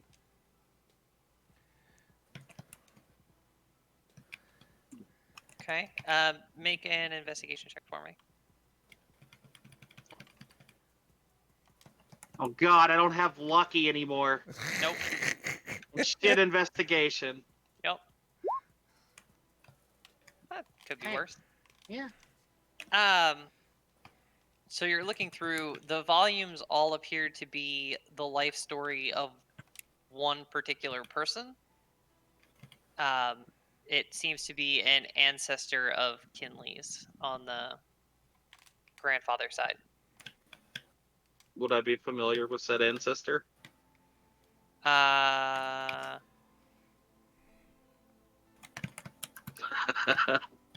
DM Guts, the roll to dice. By reputation, yes.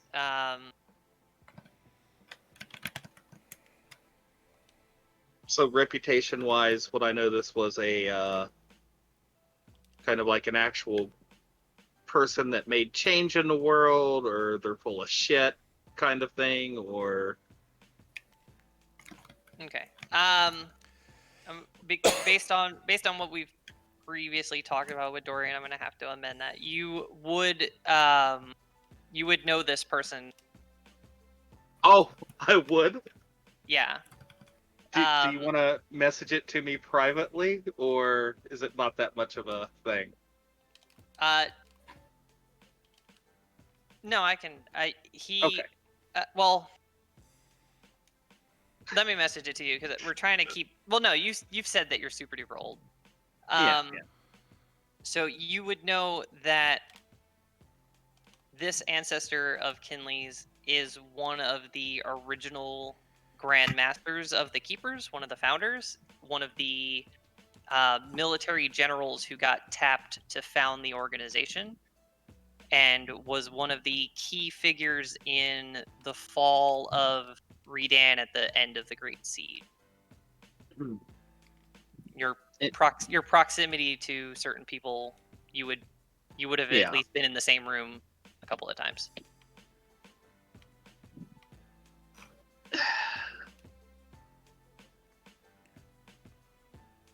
You know, Kinley, you can't choose where you come from, but you can choose where you're going.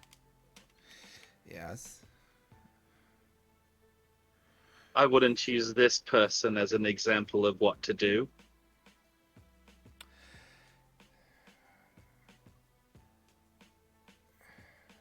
I have Brilliant mind, however.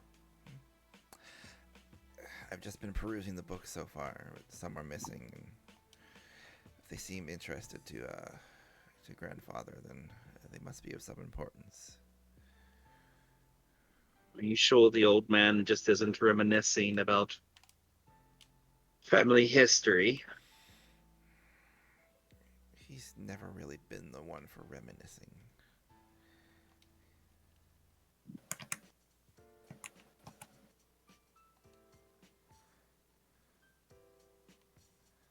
So what do you know of this ancestor of yours? How much do I know of this ancestor? When my family talk about him, when I know that he was one of the founders, or You would definitely be acutely aware of the family legacy or- in that regard. That's 100% for sure. Make a history check. all right. Let's see, history.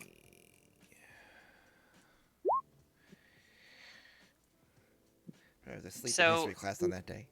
Yeah, you are familiar with him in the context of being like a founding member of the Keepers and a figurehead of the family and things like that.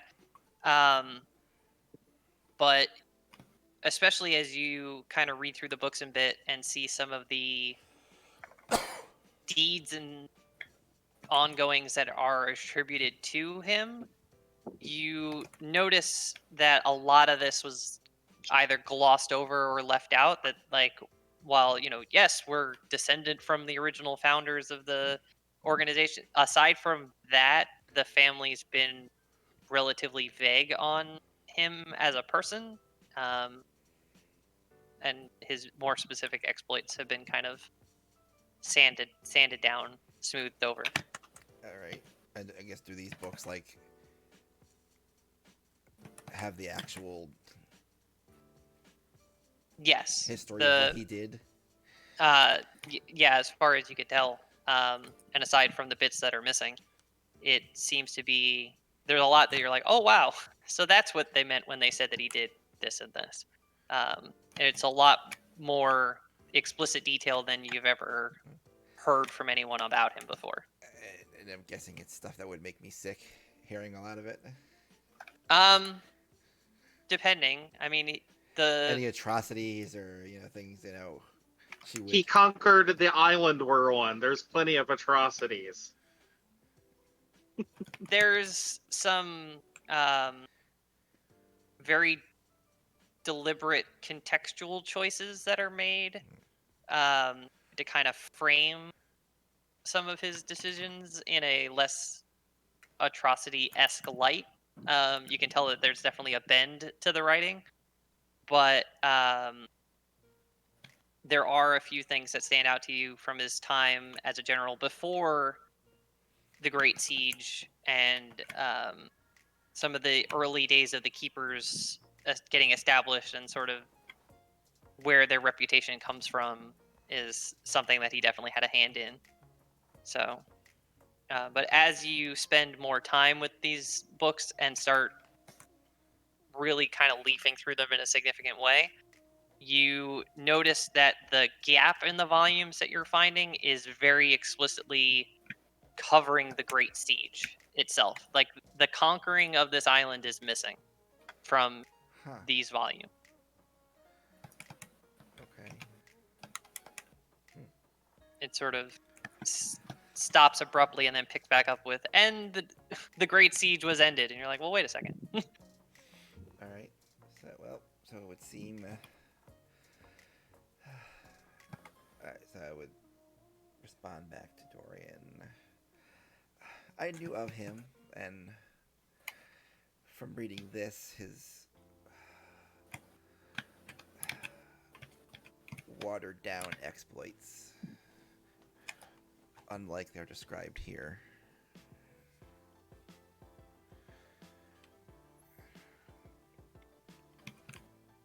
Indeed. You would kind of see like a sad look over her face, like this is not what our name should stand for anymore. Bless you. Yes, it's.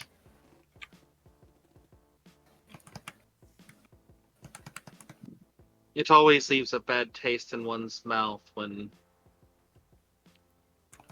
someone omits or twists the truth.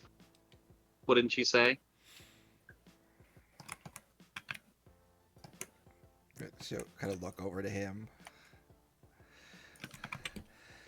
True, but it also leaves a sour taste when one isn't fully open themselves. A book is easy to read as long as you know what you're looking for and what chapter to find it.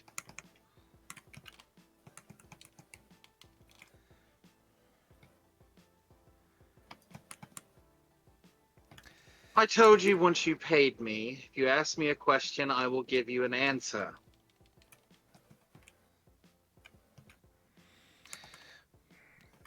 Yes, but I could question you for days, and if I don't know what I'm looking for or asking for, it helps me not. You obviously have knowledge that possibly bears far more importance that I might even be aware of.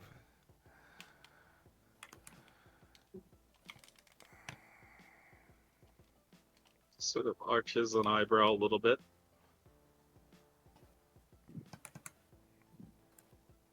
Well, I'm glad you think so much of me. Well, I mean, you seem to think so much of yourself, and I've always learned that arrogance doesn't come from nowhere.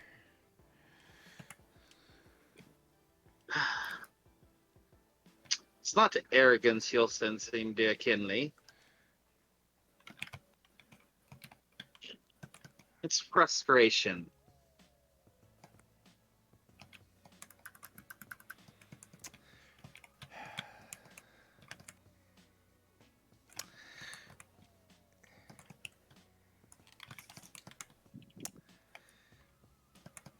Yeah.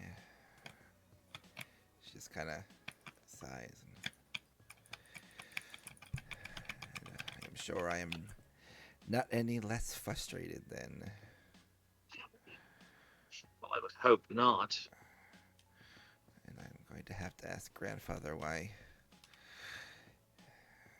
all the books on this island are missing.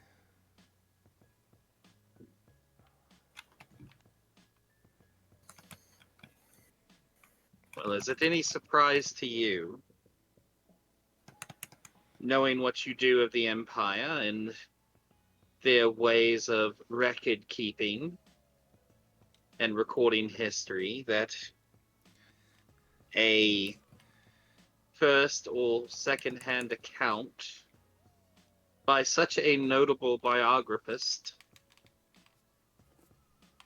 would be missing the details of the actual siege of this island? Well, I kind of lay out the volumes and show you that, like, how many volumes are missing? It looks like there's 3 volumes missing. From what I've read so far, it's been quite a detailed, if not sugar-coated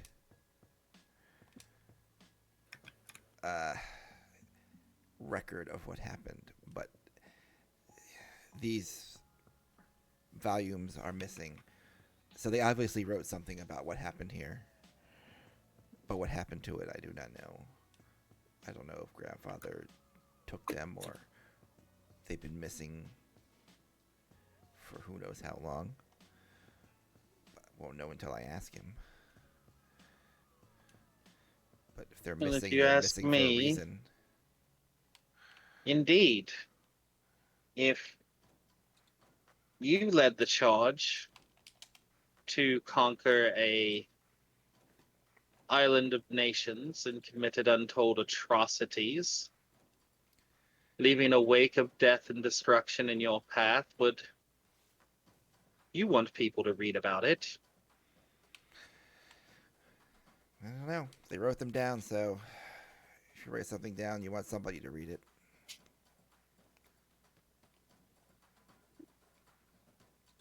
That's true, but do you think it was their choice?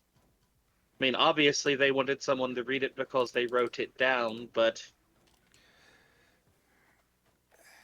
do you not think that your grandfather or someone else fiercely loyal to the image of the Empire would make sure that those accounts, very trustworthy accounts, albeit sugar-coated as you call it, aren't available for anyone just to be able to read?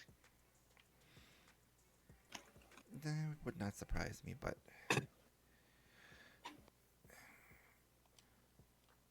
does,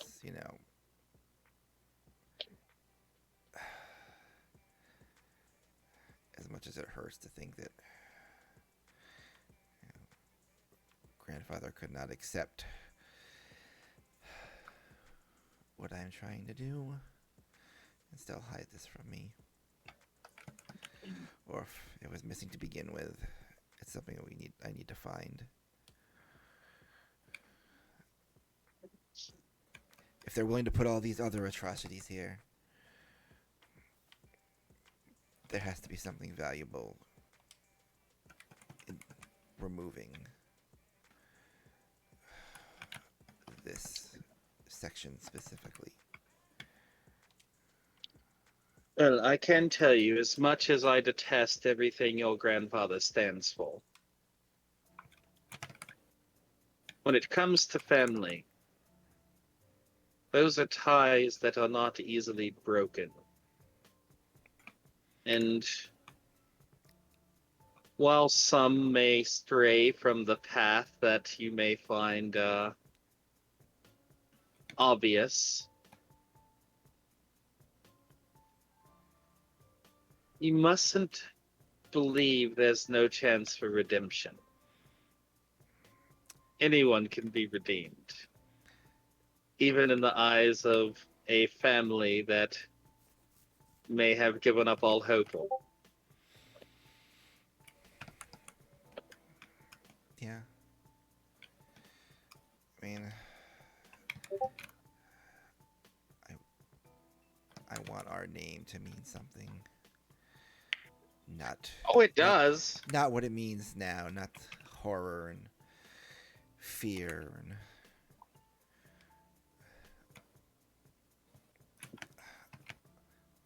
I want someone to say our name with hope, with pride.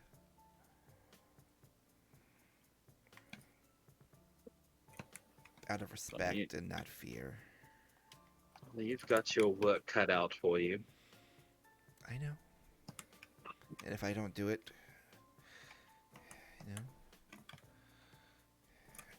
maybe someone else in my family will carry on. Maybe if I have children in the future, it might take a while, but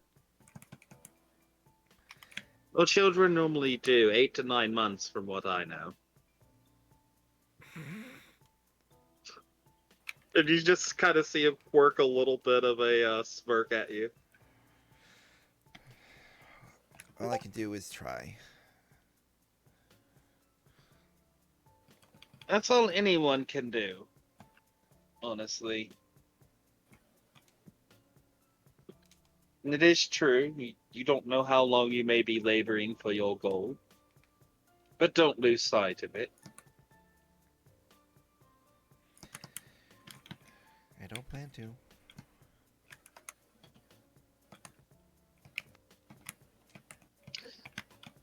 Now, enough with your family. You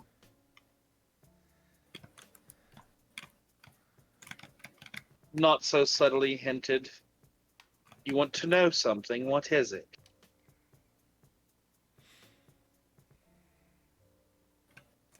Hold that thought.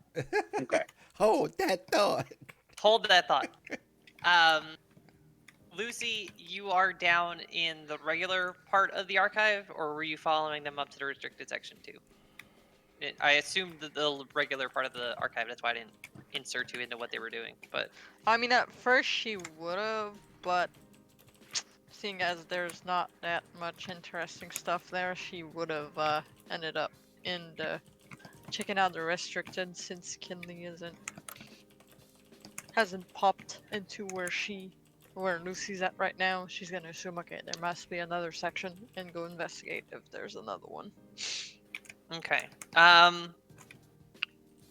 Roll 2 investigation checks for me. Okay. And a D1. You could do it. Oh shit. Nice. Okay. Nat 20 on your investigation. So, And then the other one is it. and the other one's we'll deal with the other one later. But what we're gonna do right now is go ahead and take our mid-session break. Damn. Because we're at the 2-hour mark. When we come back, we will resolve Lucy's investigation check that she just made, and we will allow Kinley to ask that question that was just on the tip of her tongue, and keep this thing moving. Yeah. Oh, So yeah, we will see everyone back here in like 10 minutes or so. We'll be back.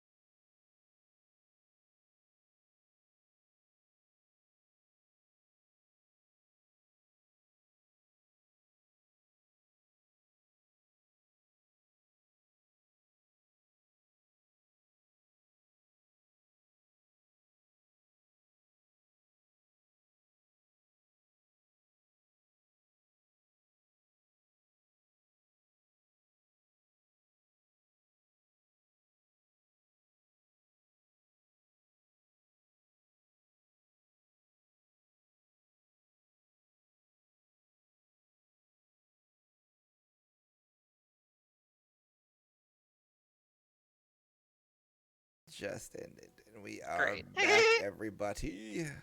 Oh, Did hey. we remember to mute up or Yes, whatever during that? yes. What about Dick Okay, Chocolate? thank God. All the God. dick chocolate. We're back. We're back. We are back. We are We back. are live. It's not Memorex. Not 20. Really? You made a Memorex I made reference? a Memorex reference. I'm I don't, old. I don't think most of these people are alive long enough to know what that reference is. Hold on, guys. I got the cap on the old here, so all my references are old. Jeez. Hold on, guys. I've got. I'm recording this. Let me switch out VHS tapes. Oh shit. My Betamax. God. I need to change Yeah, Betamaxes. Betamax, and let me get out my My 8-track got jammed. Yeah. Anyway, I used the 8-track for the sound. while you dust off your old references, Lucy, you kind of peruse the lower library a bit, just kind of wandering around, taking a look around. You didn't really, the last time that you guys were here, you didn't find anything of a special interest in here. You didn't spend a lot of time in the archive overall compared to everyone else, so you didn't really find anything of keen interest to you. But as you are browsing around, you do happen, your eye is caught by the title of a book in the library, in the archive here. Keep switching between the two terms. It caught your eye because it is your last name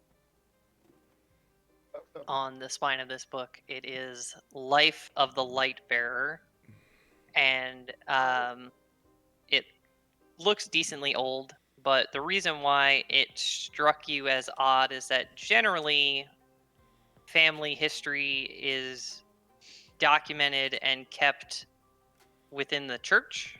Like, you know that there's a, like, the equivalent of a family Bible with the family tree and all that kind of stuff, kept within the church. They keep their own records. So to see what seems to be a biography of a light bearer here caught your attention. Well, fuck, she's gonna definitely grab it if she sees that. Be like, what the heck? What? And, like, take it, look at it.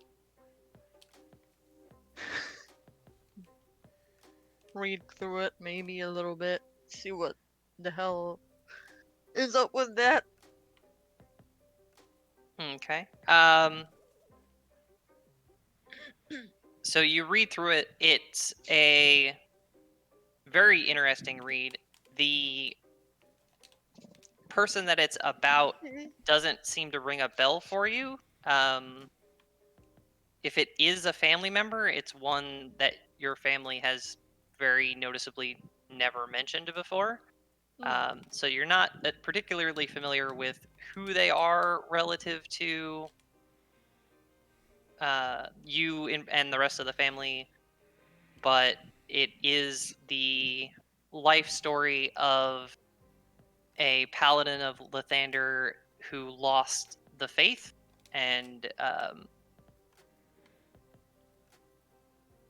trying to think of the right word, forsake their oath partway through their life, and then this covers their time after that, mostly. Like, it covers sort of the breaking of their oath and then sort of what they did with their life after that. Wow. That's interesting. Something to ask Mom and Pop about. Yeah. She's definitely gotta keep that in mind. Keep the book, especially keeping the book. Is gonna look around to see if there's anything else. If there's not, she's gonna mosey on along to the other, see if there's another area. Okay. You can head up the stairs in kind of following in the footsteps of Kinley and Dorian and eventually find your way to the restricted section, or you can head through the sort of artifact wing on the opposite side where you originally found Silverheart and the Grandmaster, and where you've been hanging out in there quite a bit, but you haven't really investigated any of the artifacts or really looked through it in any kind of extensive detail. So you can do either of those if you'd like. Probably head to the other wing. Because she doesn't really care about looking at artifacts right now with that book in hand. So you head up to where Kinley and Dorian are. Yeah. And timeline-wise, we'll say that you walked through the doorway sort of right as Dorian poses that, if you got a question, ask it. Ask the question. That we held that thought on. So you sort of stroll in. You can tell that the two of them have been having a hefty conversation, not heated, but weighty. It wasn't the usual casual banter that they sling back and forth at each other. There's a certain, not tension, but significance to the exchange as you walk in. Yeah, I was using weighty too much. I didn't want to say that it was heavy. But essentially, The air yeah, is sultry. there's a, you could kind of cut it with a knife. It's tense. As you stroll in and Kinley getting ready to sort of ask this question at Dorian's invitation. She probably wouldn't want to draw the attention to her, so she's gonna try to make herself small and like leave them to their conversation while still remaining close, cause she's curious. Okay. Roll a stealth check for me. Fuck, that's disadvantage shit. You are strolling around in big heavy armor. It didn't roll the disadvantage? Nope. Roll it again. Get that I natural was doing 20. it. Get that natural 20. Oh. 15's not bad. Yeah. Counting the armor. If you're doing it in your armor, you have a disadvantage anyway, so. Yeah, well that's why the what it is. disadvantage was there. So at a 15, they will notice you coming in, but it's subtle enough that it doesn't like grind the conversation to a halt. There's just sort of that like background recognition of armor clinking into the room. Like, very, there's a Lucy. Very tiptoey. So there's an awareness that a third person is in the room, but it's not abrupt enough to like break the conversation. Yeah. That's cool. Lucy's just gonna peruse these shelves to see maybe if she can't find anything more on that family member. Okay. Or something else like that. Mm-hmm. You can roll one more investigation check for me, and you're welcome to ask that question there, Kinley, while that's going on. I think the biggest question probably rolling through her mind that she'd ask him is, who are you, really? How does someone living in a time like this, after so much has been destroyed, set to blaze and burn, know so much?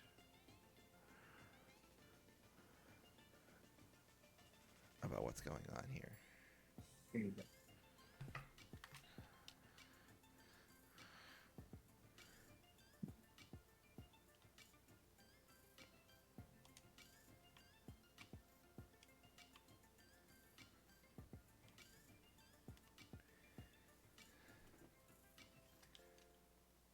Tell me, Kinley, what is the best way to learn history?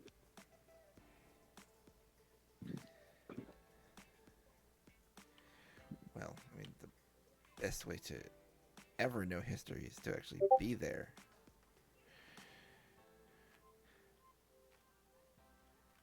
But Yes. so you're saying you were there at the start. Oh, I was there long before that. So just how old are you really? I don't quite know.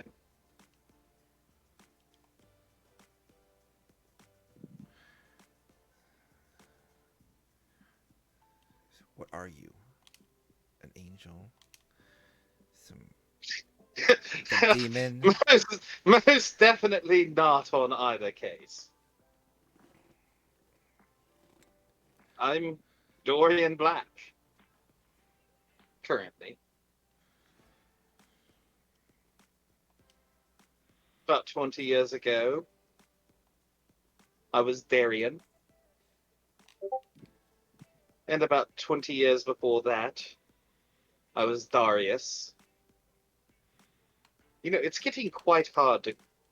Running out of D names. Huh? Yes. Had some very creative ones too. But suffice to say,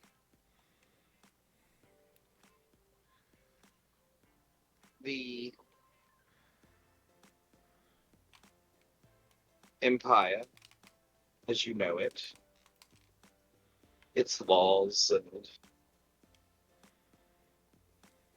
pros and cons. I was there when it was all written.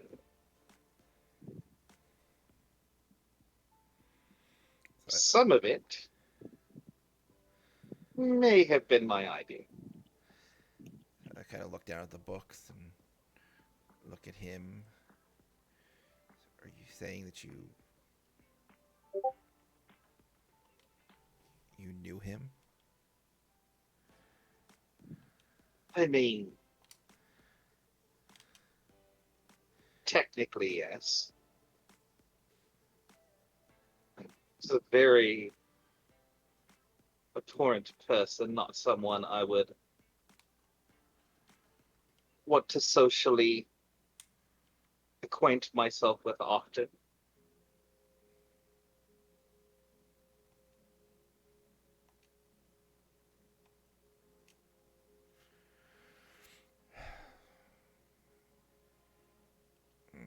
I just kind of give a wry smile and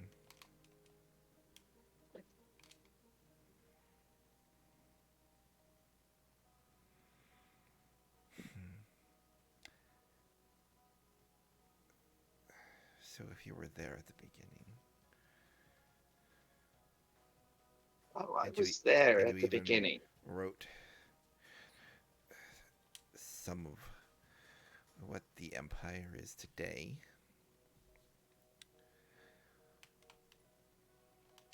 I didn't say what it is today. And I didn't say what I wrote was implemented.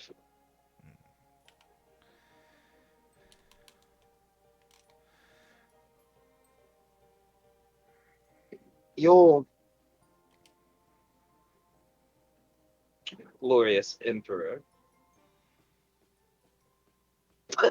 He spits on the ground.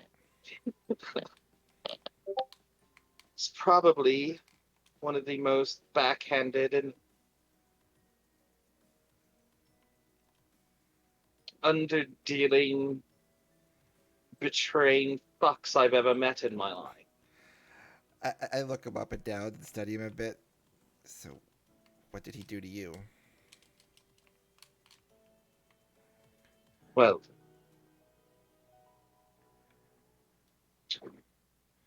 because I have never seen anyone hate the Empire as vehemently as you do.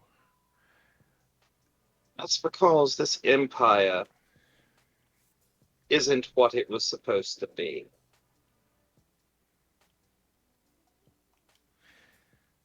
It was supposed to be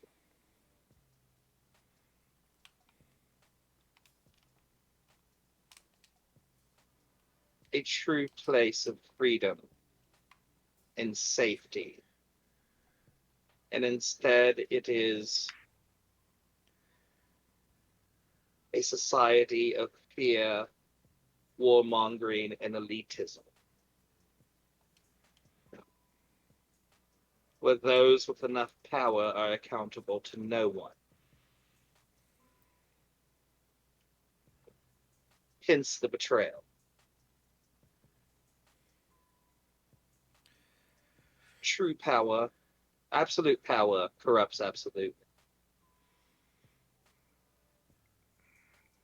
It does. I know this both from my dealings with Elias and countless others, but in my own past as well.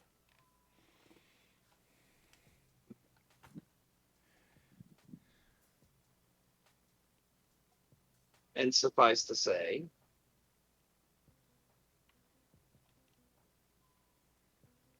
while I do have my own demons in my past, I don't think anything I did compares to the pain and misery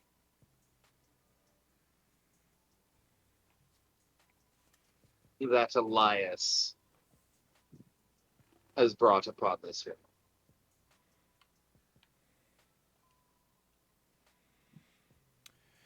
And having been a part of that betrayal or not,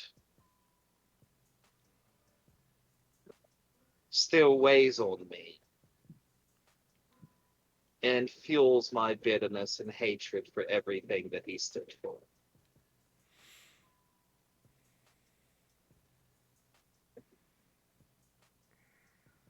I'm gonna look over to you and help me. You can incite him all you want, he's not lying.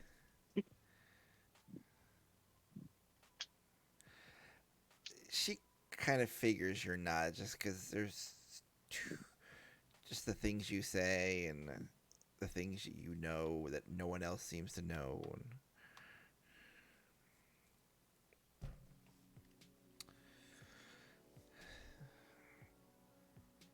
she just kind of looks at you, looks down at the books.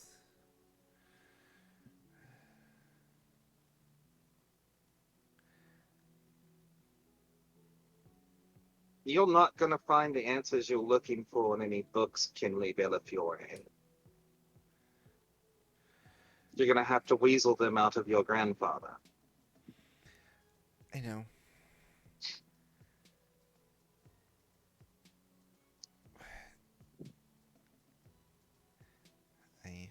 Well, at least not books written like these. The books I wanted to read are gone, unfortunately.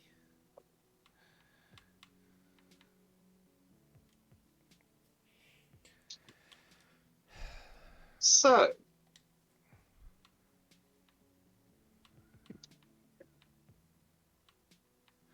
what were you doing in an ancient paladin training ground of the Six?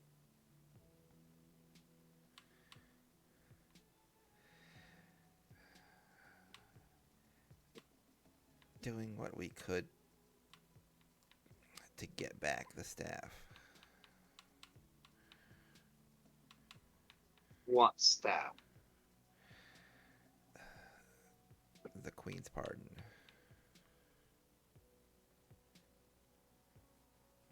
Just see him just like stiffen.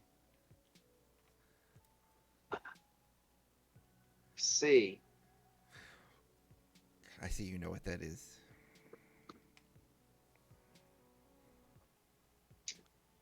And did you get it? We have it. We broke it apart so that they couldn't retrieve it easily. Well, that's intelligent.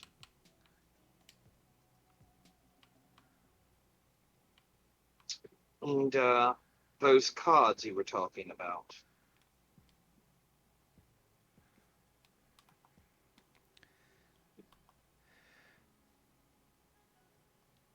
Zara made a deal to get them, give them to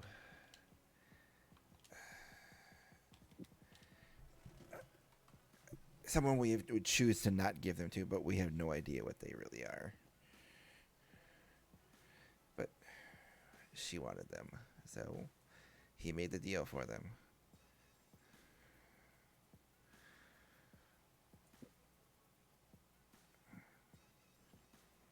He just wants. I didn't like it, but what choice do we have? We work with what we got and try to take advantage of what we can. And if I we see. could slow them down from finding the pillars, then it's a win for us.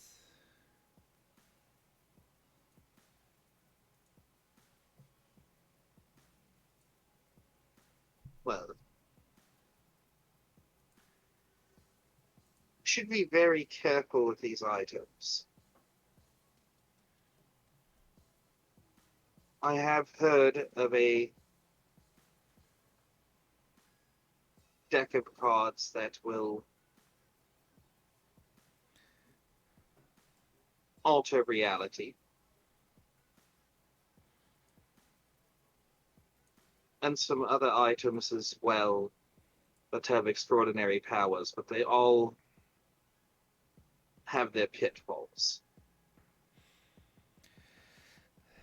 Well, like And your number one priority should be making sure none of those damn demons get their hands on any of them.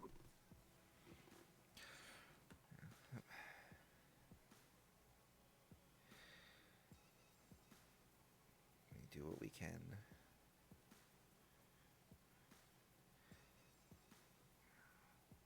I don't think you understand. No, I don't, because I don't know what any of this is. I know we are facing demons. I don't know how we deal with them. I don't know how we stop them. And some of the most powerful demons have items that are theirs. You can say extensions of themselves. And them being reunited with these items, if you think that a demon on its own is dangerous, a demon with their item is far more than you can hope to ever in your wildest dreams take on. Well, we have to find a way to deal with them somehow. Well, the easiest way would be to get those pillars back up. But is that going to lock them away again? I don't know. Sure, we could stop the rest from coming out. As best as I can guess, at least 3 are out. I know how they were locked away. As in what happened for them to be locked away, but the specifics of how it was done, I have no idea. That's what we need to find out. Because it's our only chance.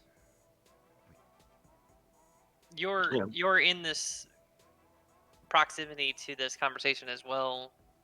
There, Lucy, if you want to interject at any time, you're welcome to. Yeah, no, but she's kind of just doing her own thing. That's fine. listening and waiting for Making sure you know. opportunity. Oh yeah. Yeah. Yeah, I know.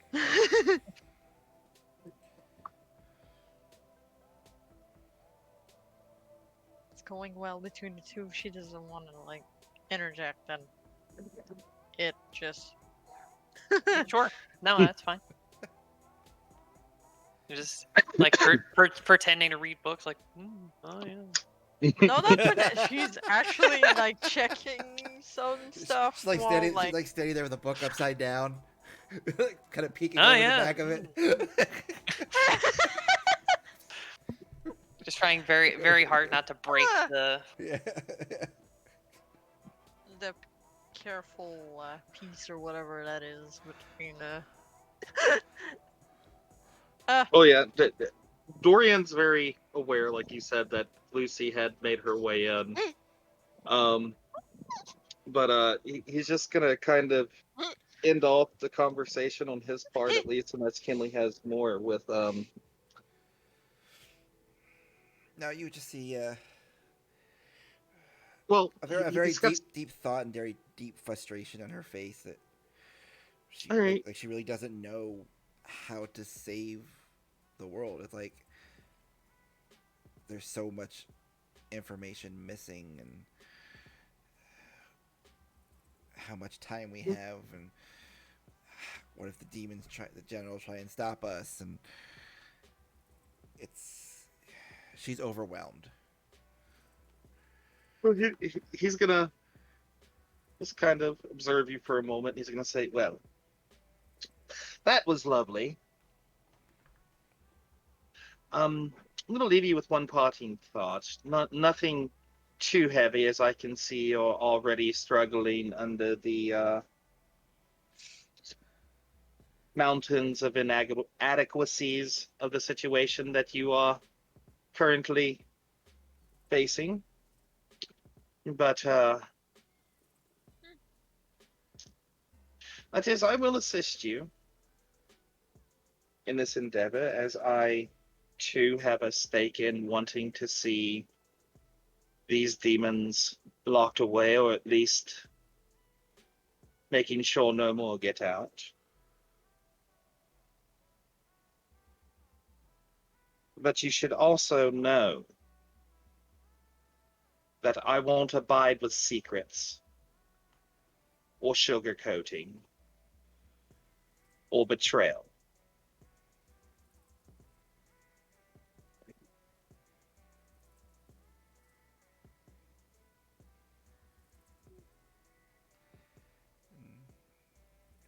So keep that in mind, and I'll be by your side. He goes to walk away, and he'll stop. Oh, and as long as the gold keeps flowing as well.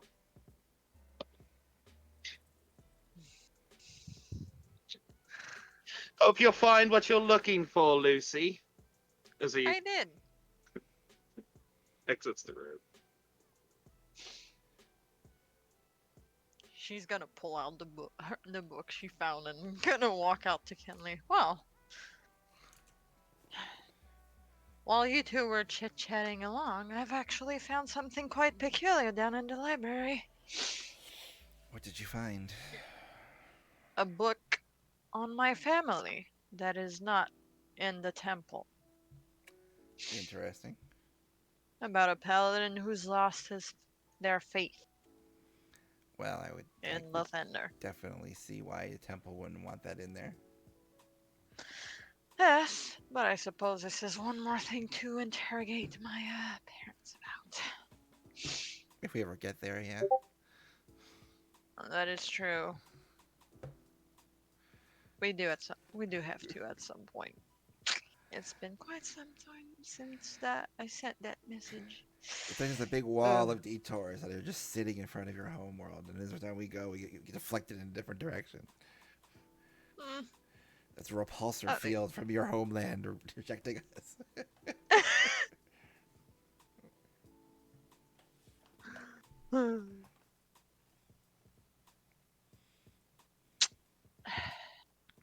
Hopefully it nails us. Well, we've been making a little bit of progress at least.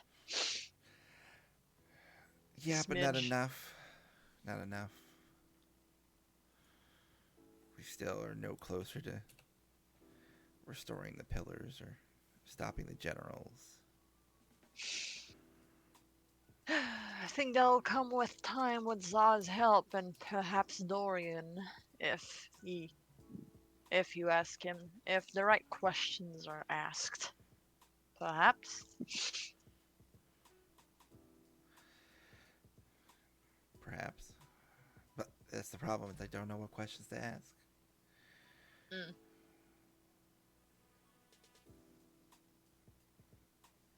Well, I can tell you one thing, at least he's in a fiend. He's at least some sort of celestial. But I don't know. It felt odd. Kind of dulled. I don't know. I don't know.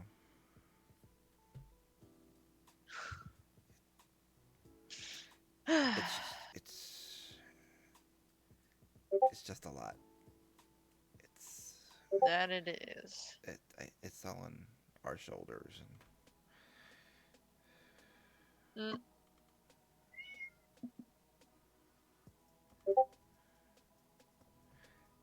What? I don't know. I just need to think.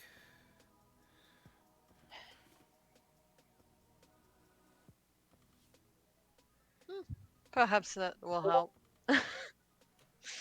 Not rushing in head first into the action. So, Dorian, you left up there. Are you heading back towards the lobby, or Yep. where are you venturing off to? Heading back toward the lobby. Uh, I've cast many spells today. I still have a few fireballs left if I need them, but and did my part in fixing some inaccuracies about history. So yeah, I'm heading back toward the lobby. Okay. And Taro and Eritol, as you kind of finish up your explorations slash shopping trip, are you venturing back this way? You have other destinations in mind? Like I said before, Eritol was just gonna head on back to the archive library, Okay. whatever the fuck it is. Mm-hmm. Same for you, Taro. Yeah, I mean, no, I have no reason to sleep in the alleyway or anything. So yeah, head back. Okay. I go to a trap and I just sit there and I wait. Just wait. Okay. The Obviously, they're gonna come back through their traps eventually. Sure. Both of you make a perception check for me.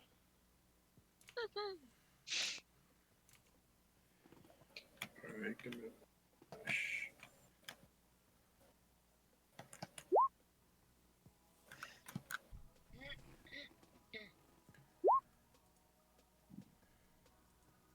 Okay.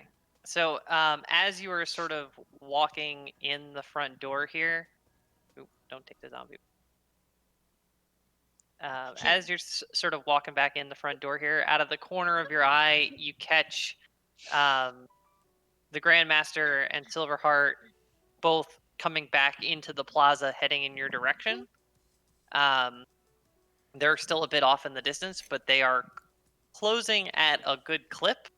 And Eritol, you do notice that Silverheart has a slight limp as he does so. Ah, fuck. Bear trap.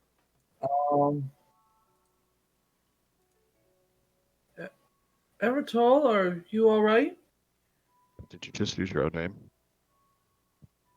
I did. Fuck. What was the one that You respond to yourself. Yes, I'm quite well. Thank you for asking me. You think I'm weird for talking to Ezreal? Jesus fucking Christ. Alright, what was the We're one? having the name we're of the having one a that moment. was? Silverheart. Silverheart. Thank you. Silverheart, are you alright?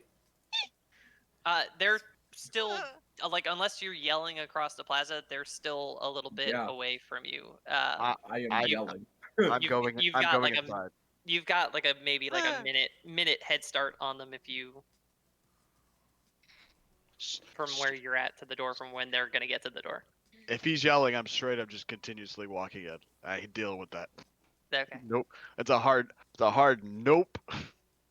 Yeah, Eritol will yell out to them like, "Are you okay?"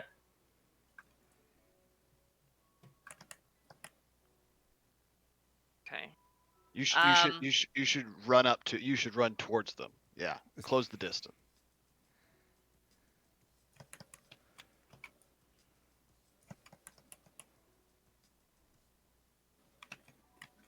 Okay. She's gonna yell out like it's very casual. Like, are you good, my dude? Because they're together, so he assumes they're probably okay. So, as he starts to get closer, you hear a fairly constant string of expletives coming out of his mouth. And Sorry. make a dexterity save for me. Okay. Did he hurl his hammer at him? Um. Oh, damn it. That would have been awesome. Be quiet. Okay. So, all of a sudden, you see Silverheart, who had kind of his hand down by his side, wind up and chuck, and you duck as a bear trap smashes into the wall above your head. And as they get closer, Silverheart interrupts his expletives. Says, "Do I look okay? Why the f*** is there a bear trap in an alleyway in this godforsaken town? What the f*** is going on? What did you do while we were gone?" Like, he is just back to being irrationally. I don't know. I angry. didn't do it. I fell into one. Just very panicked and like, don't yell at me. That kind of thing. So and that continues right up to through the doorway, and in the doorway, Silverheart's got a limp. Now that he's come up close to you guys, you can see that there's like a full-on gunk gashes in his calf where this bear trap has basically ate a chunk out of his leg. It was a very literal bear trap, and he is screaming for everybody he knows it should be in this building to get their ass down here right now to explain why his leg looks the way that it does. So, Kinley and Lucy, are you deep in what you're doing? Because if so, you need to make a perception check to hear him screaming at the top of his lungs for you to get your ass downstairs. Yeah, I would totally be deep in like these books still. Okay. No, Lucy probably wouldn't, so she'd be like, "Oh, it seems like Silverheart's back." And not happy. Yeah. Wonderful. Is he ever? Yeah. I don't think I've ever seen him happy once, ever. Yeah, but Does he do happy? It's a keeper thing. He does happy sometimes. He just you've had a bad streak of interactions with him. So. Yeah. I don't think he does happy. I don't think he knows what that means. If you want to keep looking through the books, I am gonna check out the ruckus. And Lucy's gonna head on downstairs while putting the book in her bag of holding. Yes. As Dorian was probably making his way down the stairs as this unfolded, he's gonna look over Silverheart and just be like, "Yeah, you might want to rethink wearing those clothes. Something covering your leg could help prevent something like that." So Lucy. Wait, I thought he had boots. I thought he had boots on with his hammer. I thought that's it. He's got boots, His thong. His thong. his hammer, and his like sumo-ish looking. And his Man cloth. Yeah, man thong. It's a little more than a loincloth, but not by a whole lot. So he's got boots on. He's got boots on. He's got boots on. Yeah, but if we're seeing the holes, they're above the boots, right? Yeah, they're well above. So Lucy comes down, sees that, and is like, "What happened?"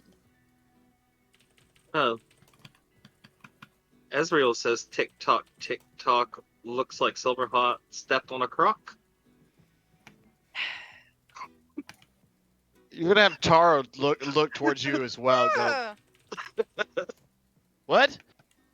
Don't ask me. He said it, and he points to his staff.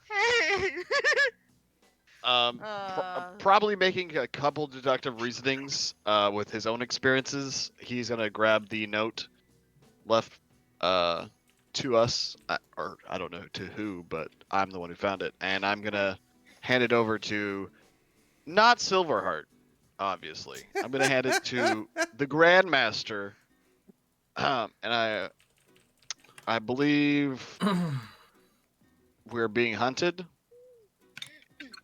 and hand him the note. Uh, Because I encountered multiple traps outside in the town, and it Oh. wasn't, and these traps were not set up, pre zombies or pre Cloud of Death. This was recent trap setups. lovely. So I'm assuming his leg is from one of those as well. I encountered an axe swinging at me, and what would you call that? Like a noose pull? I don't fucking know A what that snare would be. trap. Snare. Snare trap? Yeah. Mhm. And a snare trap is what I've encountered along my travels out in the town, so. So, what you're saying, Taro, is. Oh, go ahead. Oh, sorry. Eritol says, mine was a weird net thing. Though luckily I didn't get trapped. While this is going on, Lucy's gonna see how much of the healing hands pool would she need to heal the wound on Silverheart's leg? Like if she was to heal it completely, how much points do I take off? Are you wanting to touch him? Yeah, she's gonna have to. She's gonna see the wounds and reach out to touch like his. I mean, arm. he is a big, muscular man. He's just not an elf. It's 17 points to put him back to 100%. Alright. I'm taking 17 points from my lay on hands as Lucy puts her hands on his arm and wound. That slight pause had me so worried. So Dorian's gonna look at you, Taro, his eyebrow raised, and he's gonna say, So there's traps now. So what you're saying, if I get this correctly, is once Kinley, and he kind of turns his head over toward the Grand Master, once Kinley is done obsessing over family history, and he looks back to Taro, we need to discuss hazard pay.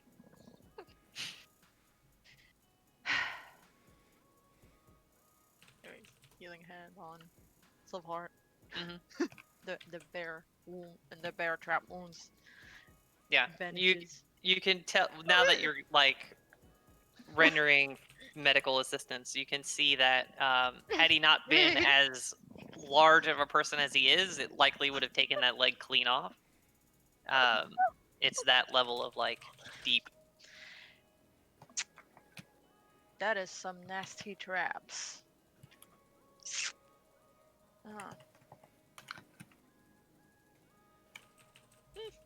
But you heal him up just fine. And Damn it. I should have took the axe trap. I took the axe, so whenever I meet the hunter and we defeat him, I can put the axe in him. Fuck! You could ask him if it was Well, his. It's actually if I remember correctly, it was the hunter that we met along the road.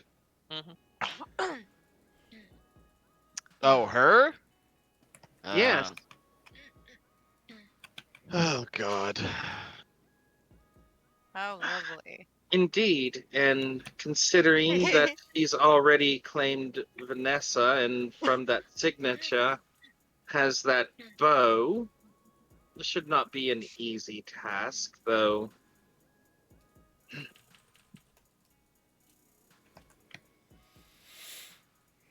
He stops for a moment and frowns.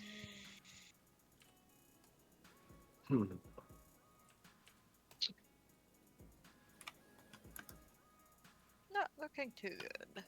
Never mind, I've got nothing. He just shrugs. Looks toward his staff. Oh, I don't want to hear anything. You didn't have any ideas either.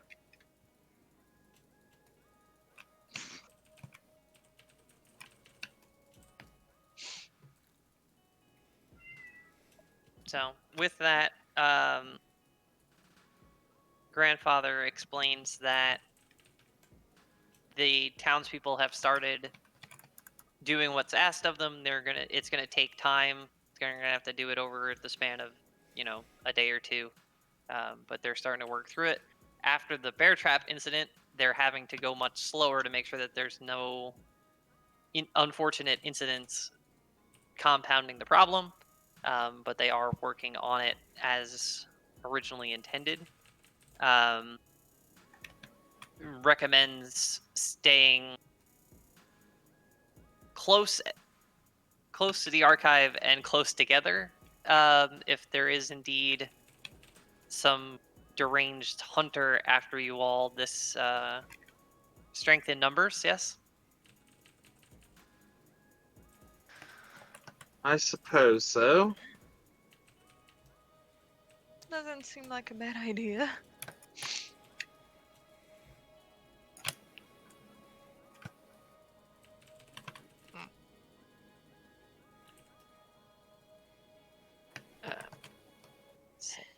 We could just invite her for tea.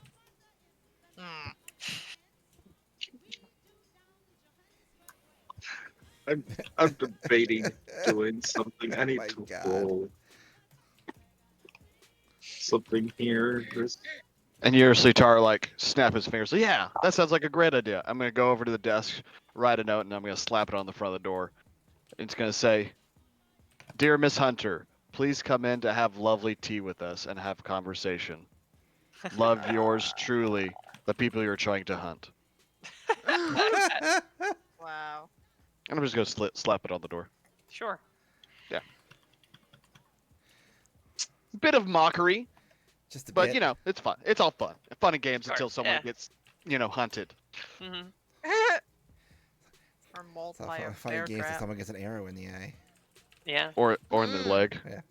Especially the Or knee. in So- the knee. Until you're retired, you can't fight anymore. And Done. ends a career in an instant. Yeah.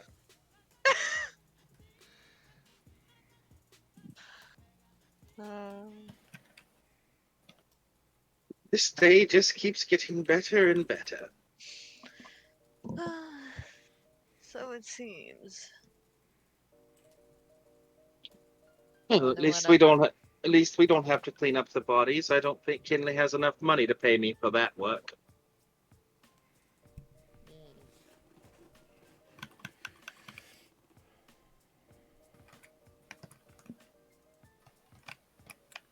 Okay. What are you up to, Kinley? You still just reading away I'm as all this still is going on? reading over the books and just trying to get it complete as possible. Knowing that it's sugar coated. Reading, Tax history of his ancestors. Yep. reading past the sugar coating and all that. Mm-hmm. Okay.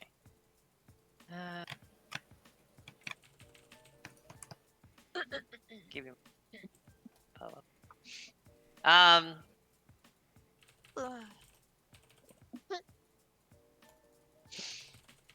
So at that, the way that kind of shakes out, your grandfather is going to make his way up to you after Dorian's sort of not so subtle hint and the fact that he came down from where the restricted section is. I did a dice roll. Mhm. I said a minute ago. As grandfather, I'm guessing would go past me since I'm at the bottom of the stairs, kind of Yeah, waiting you- there. Crisscross. I'm just gonna look over to him, cause my secret's basically out anyway. With this group of people, and I'm just gonna say, they really should have hung me to the left of Elias instead of to the right. Oh. Oh. Okay. Shit. I caught Oh, him staring at me. Okay.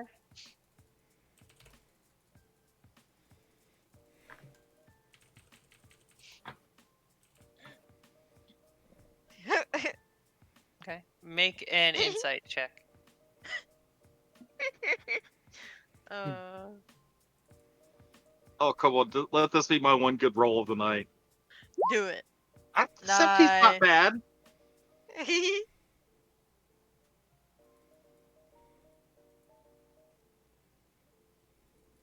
Unfortunately, the Grandmaster's actually, master classed into rogue, so not good enough for this deception. That'd be fucked up.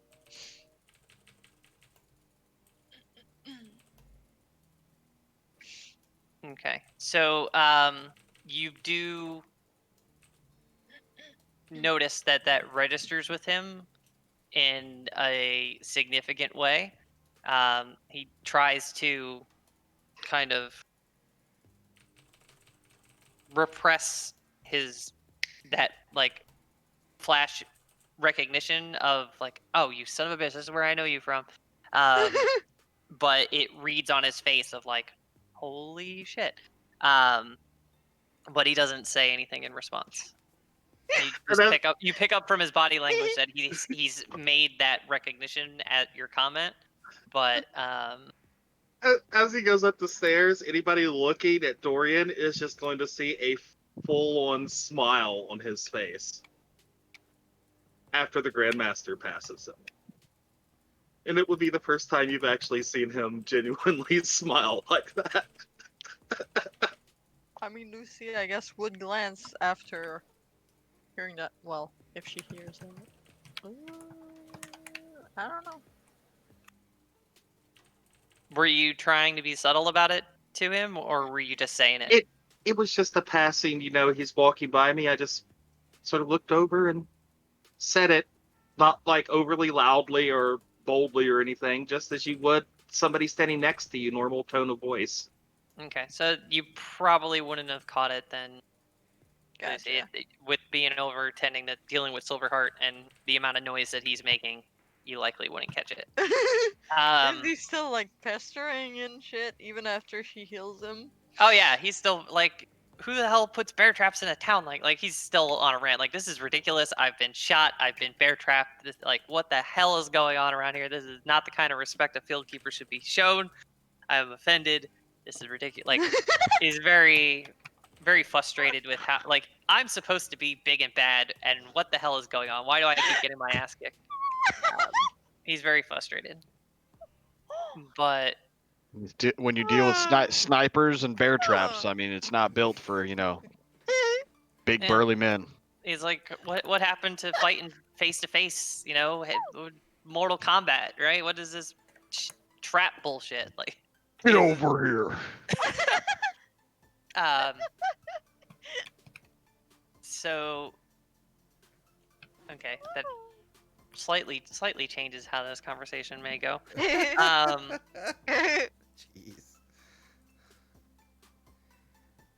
Just slightly, though. He's gonna come upstairs and find you in the restricted section, and the first thing out of his mouth is gonna be, do you have any idea who you're traveling with?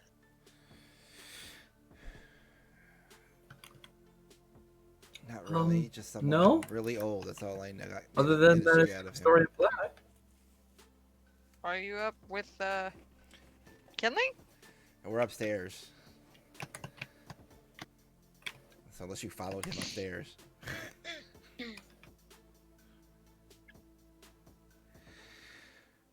No, Grandpa, I have no idea who you're talking about.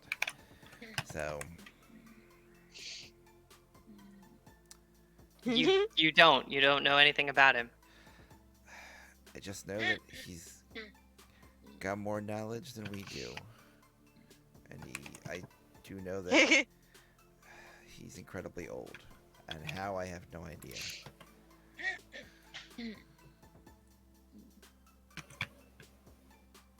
What has he told you? That he was here for the founding of the Empire.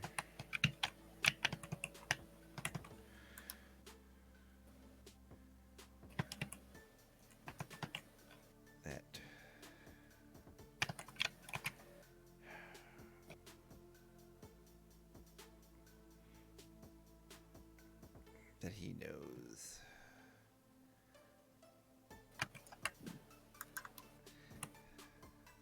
things began. And that they shouldn't have started this way.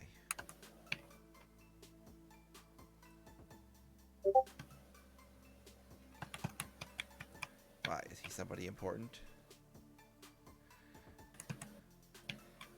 Adjacent to somebody important.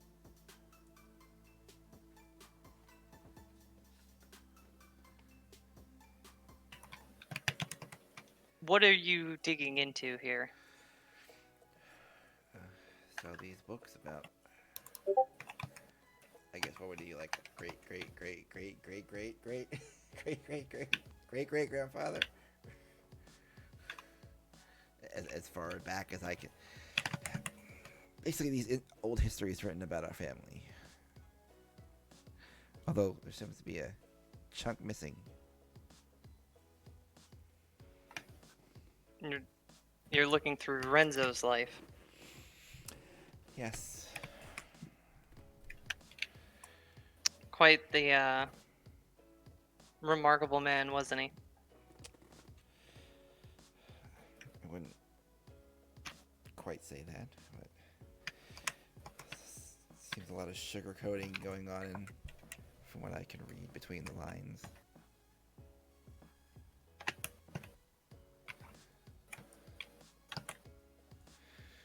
There's a certain amount of palatability one prefers in their biography. You can't fault a person for wanting their best side to show.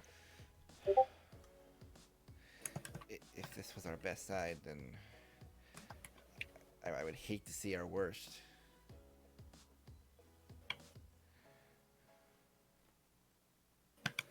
And he's kind of walked over. He's looking at what volume you're reading through at the moment. And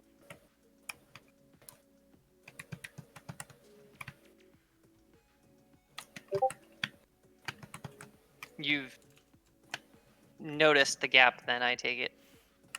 Yes, the whole history of this island is missing.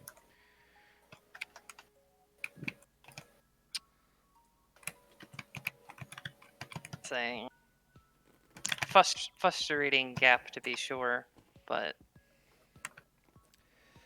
Wouldn't be missing if there wasn't a reason for it.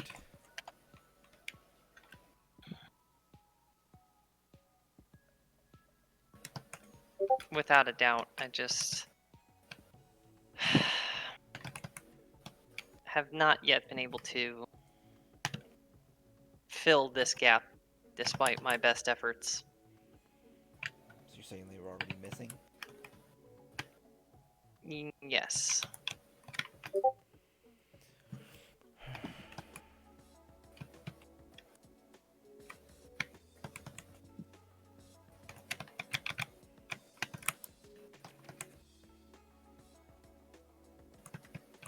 I wouldn't be surprised if they're already been destroyed. Somebody wanted to keep something secret.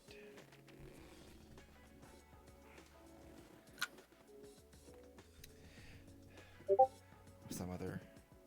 It's not me typing. Or some other horrible events.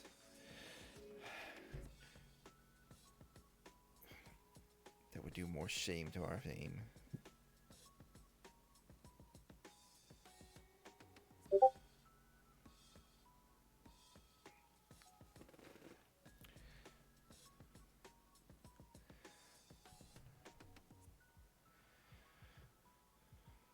Just look over at my grandfather. We should be better than this.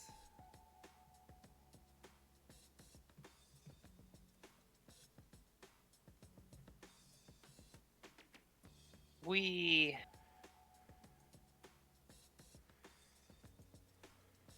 and you see him kind of bite his tongue a bit as he wrestles with whether or not to say something. You can see it pulling at him a bit.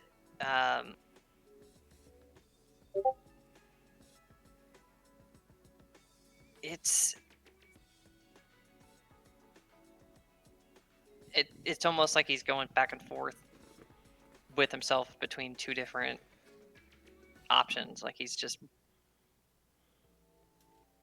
doing that kind of like a bit of indecision and things to try to.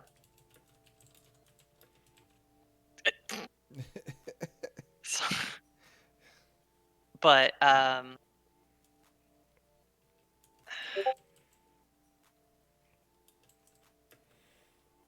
this gap that's here is not, well, it is hiding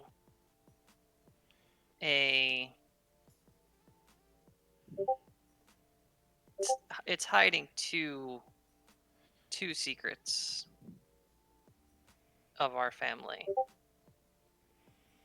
One for which we have mixed feelings on. The other,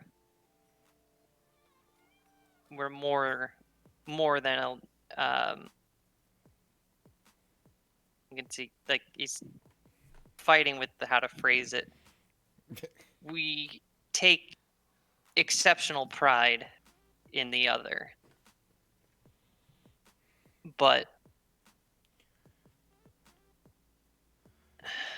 the reason for the gap is one that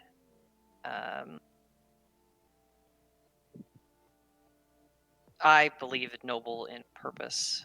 I just wish I knew where they were, or at least that they were still out there somewhere to be recovered.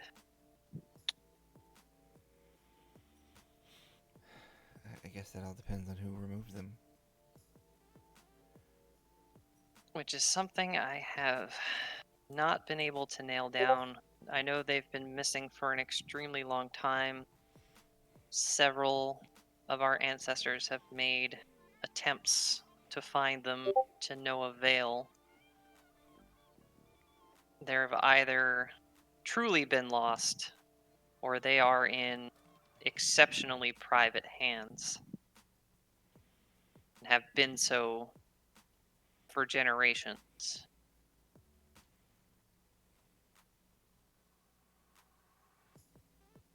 Would you stop guessing the right shit? God damn it. Stop doing that. Too good at guessing. Sorry. Chat nonsense.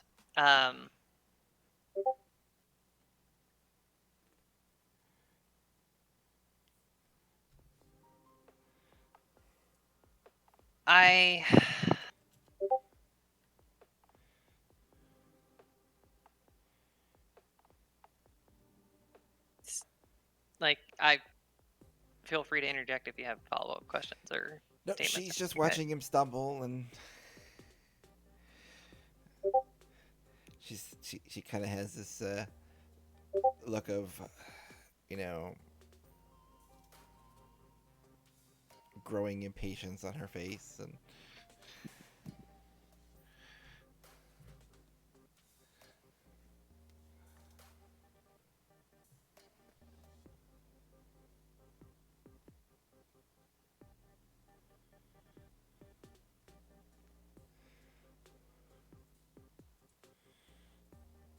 within our family,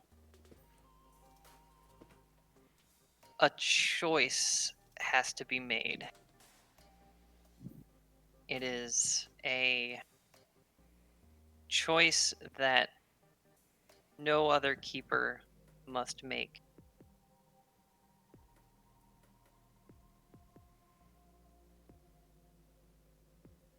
And he's half tempted to just stop and walk away. It's not sure if you're ready or if it's the right time. Just,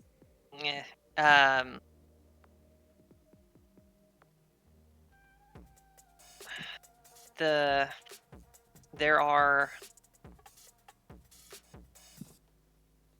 when it comes time to take our vows, we must choose between two truths.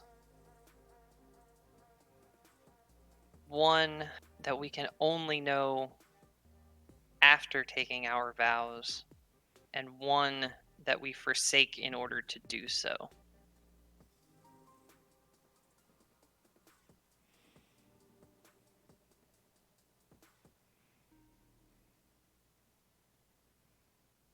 So far, quite a few generations now, every single one of us has chosen to take the vow, whether through genuine desire, a thirst for that restricted truth, or just fear. The motivations have varied over time, but without fail, we've all forsaken that. But your circumstances are quite a bit different from most of the others. You haven't had the tour of the 10 kingdoms. You haven't had the opportunity to invest yourself in what it means to be a keeper and to prepare yourself to take your vows in earnest.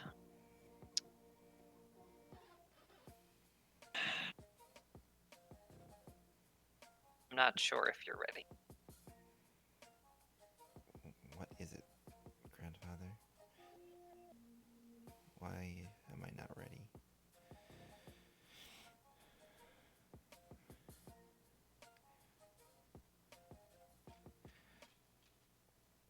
I have given everything to my family, to my hopes to one day join the Keepers and make a difference.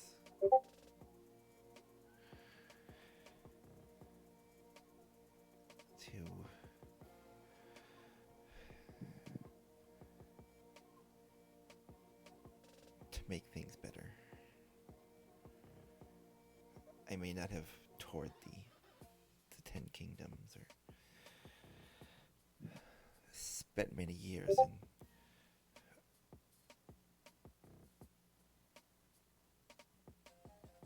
apprenticeship.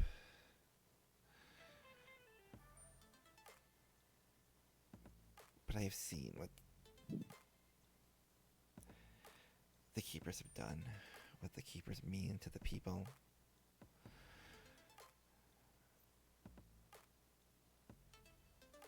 And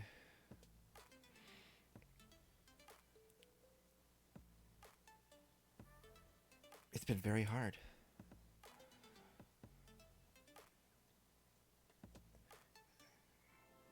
Mother and father always told me that being a keeper was about honor and protecting the people and making the world a better place for everyone.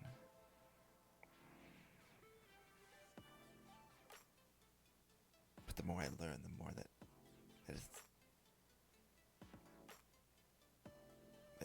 although we may have done good at some points, we may have helped some people,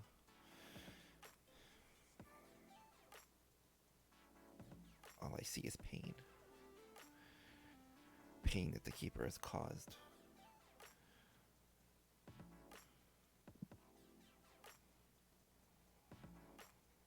And if I can change that, goddamn I will.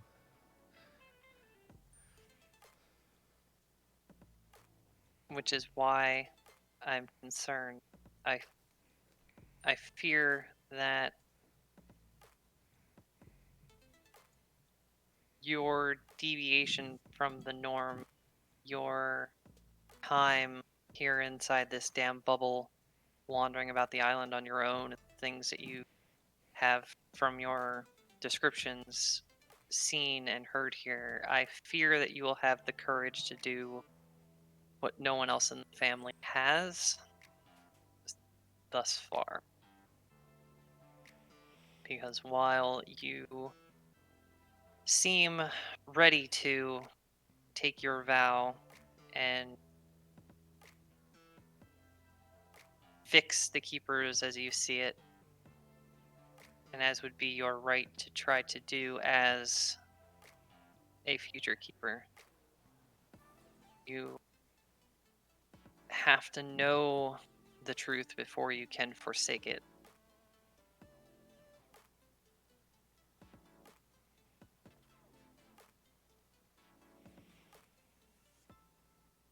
Well, The missing volumes of Renzo's life detail the end of the Great Siege, which revolved around a special group of... No. Can't know that part.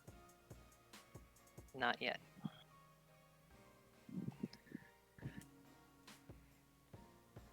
When the fifth kingdom on this island fell,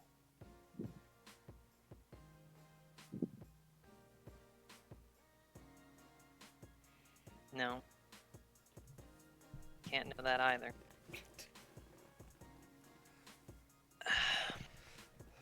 Many lives were lost upon this island before the wall fell.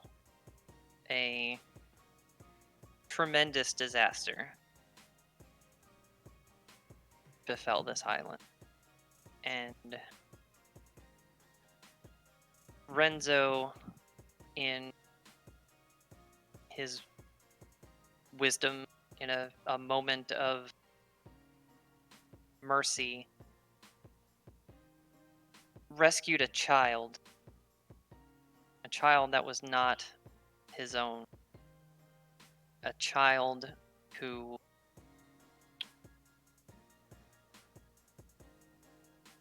he saw... I honestly don't know it. We don't have the volumes to confirm it. We only have the oral tradition of the family at this point. But he saw something in this child, something worth saving. They are a child that was raised as his own, as a Bellafiore, but was once upon a time a distant relative of the Wistendale line.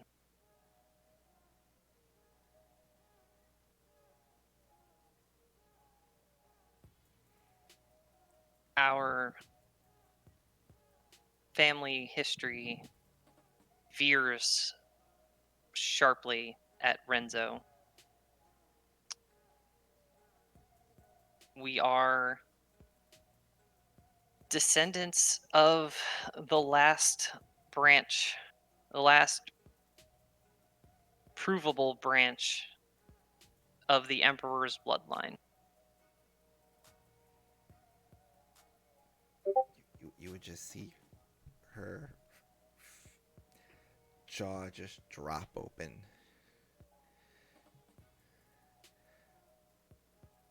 Are you saying that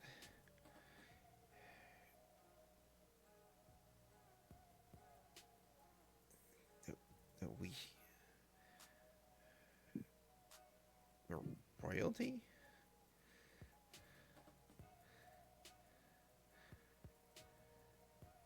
Technically, the relationship was distant then to more so now, and the problem is we only have the oral history of the family.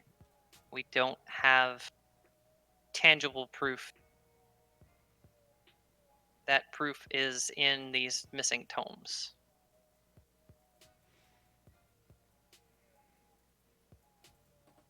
But as keepers,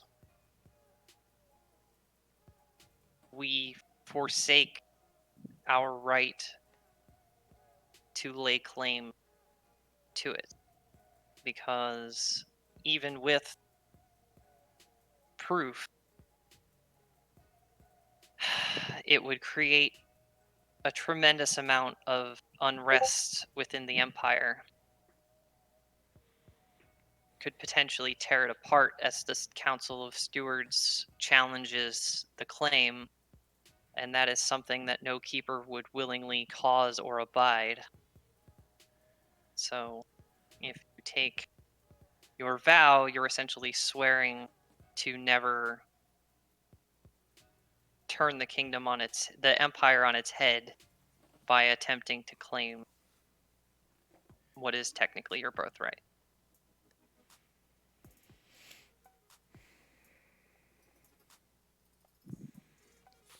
She kind of looks down at her keeper medallion. Looks back at her grandfather.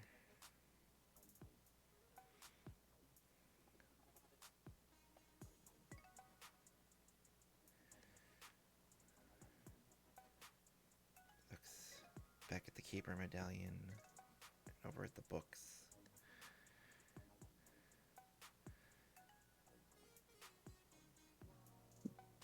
I would tear it all down, grandfather, for this to mean something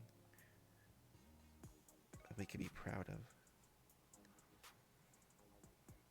I would burn it all down and start again. Because what we've done is horrible.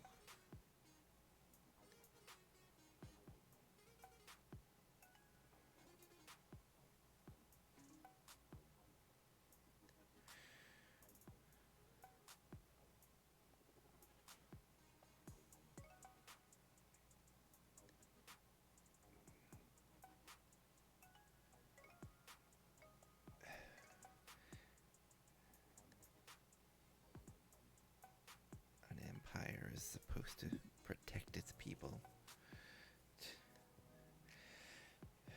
to raise them up.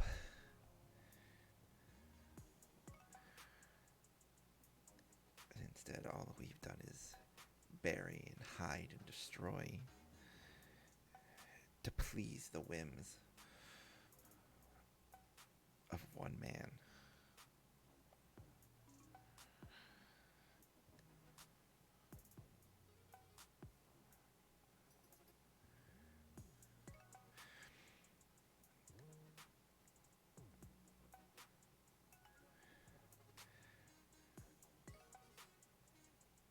I don't know if I will take my oath or not, grandfather. But if that proof still exists, we'll find it. And when I find it, I will make my decision.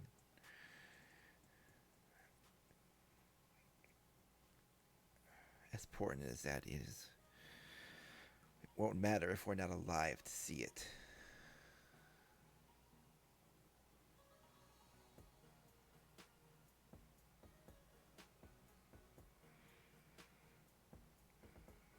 So one problem at a time right now.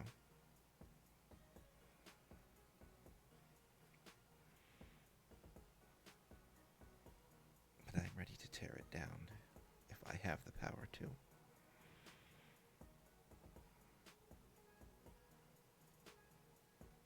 Because it's not right.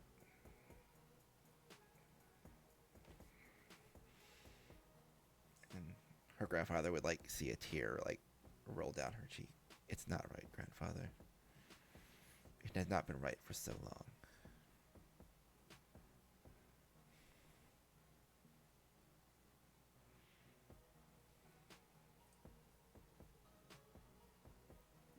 All right.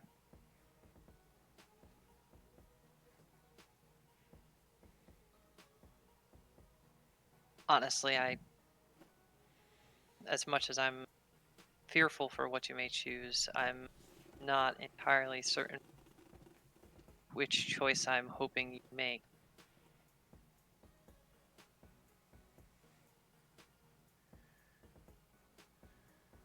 motivation and how, well, basically what you've just said concerns me greatly. But as I mean, even retired, telling a grandmaster that you'd burn it all down is not necessarily a smart move. But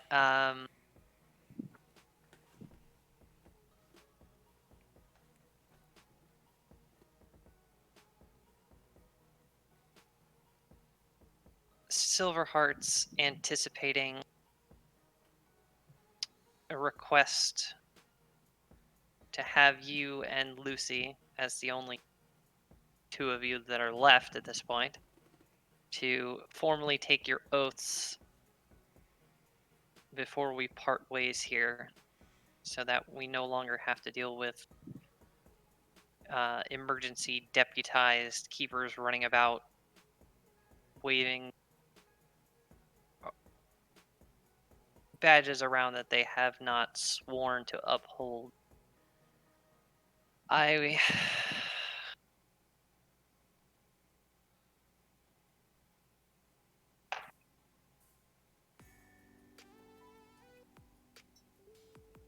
When that time comes, go along, and I will buy you time to attempt to find the proof if that is what your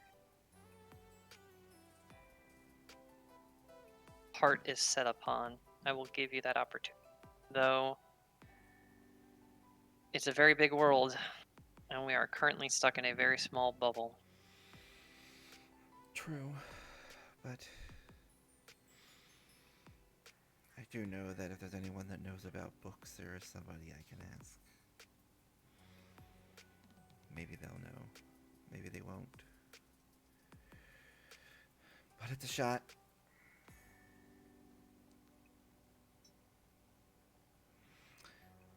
You know my love for books and libraries, grandfather.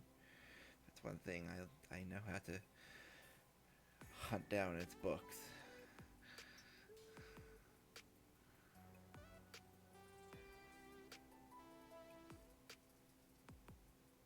All right. If you're just about done here, and head back down and join the others, I think. All right. What do you make of Miss Lightbearer? Do you think she'll take the oath when the time comes? I don't know yet. I don't know her mind on everything. Like I said, we've been through a lot. And I haven't really talked with her much about our oath. It really hasn't been on our mind. We've just been trying to survive and find a way to save everybody.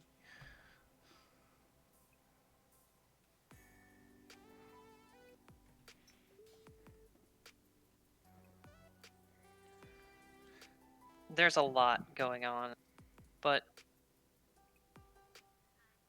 find the time. Make the time. We're all chosen for reasons. Reasons that you may not, well, perhaps now you have a better idea, but for the most part, may not all fully understand why you were tapped to be keepers. But everyone is chosen for reasons. Good reasons. Yeah.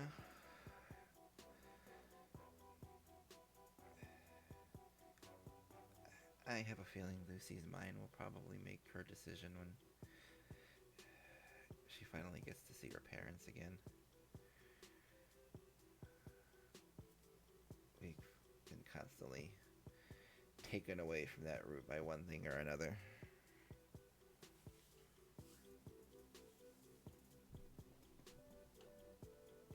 we'll have to have a chat with everyone about next steps and where we're heading from here. I know where Silverheart's going to want to go, and I know where I would like to go. I know I can overrule him, not without a whole lot of headache.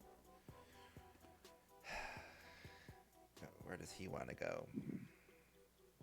He wants to go track down the friend that you let get away. He just needs to let it drop. There's much more important things to deal with now. Have you seen the man? He's Yes, I see. He's a little off his rocker right now, from what I can tell. a man of singular focus. When he sets his mind to a goal, it's set. But above all else, he is a keeper. He respects the chain of command. Retired as I may be, and still bring him to heel. Just have to deal with the headache of him complaining about it the whole way there and back again. He seems But like he's always seemed like a man that likes to complain about a lot of stuff. he doesn't like things not going according to plan. He doesn't understand. He's a lot like that young Trinity. They've never really understood why anyone would stand against or even in front of a keeper and their goal. It just doesn't make any sense to them. It doesn't compute from their perspective why anyone would dare not agree with what we do and why we do it. It just doesn't make any sense to them. Yeah, so unfortunately, I think there's a little more to it with Trinity, but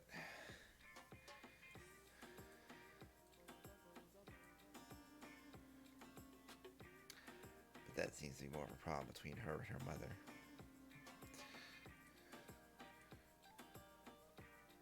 Yes, well, I'll have to break that news to her at some point. If she hasn't found out already. If she's conscious enough to understand. Last time I saw her, she's been buried in bottles.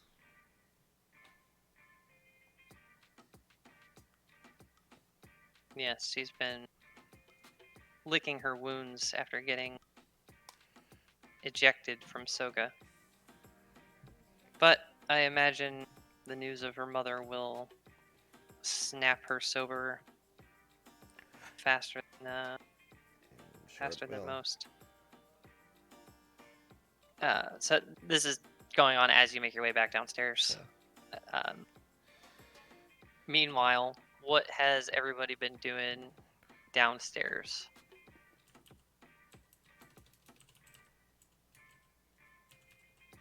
Not much.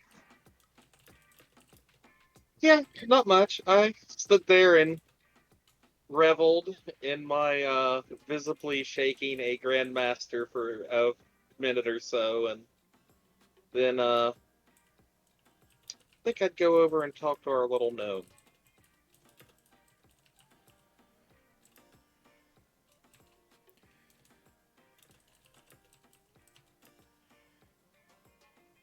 Lucy's just still letting Silverheart run it off.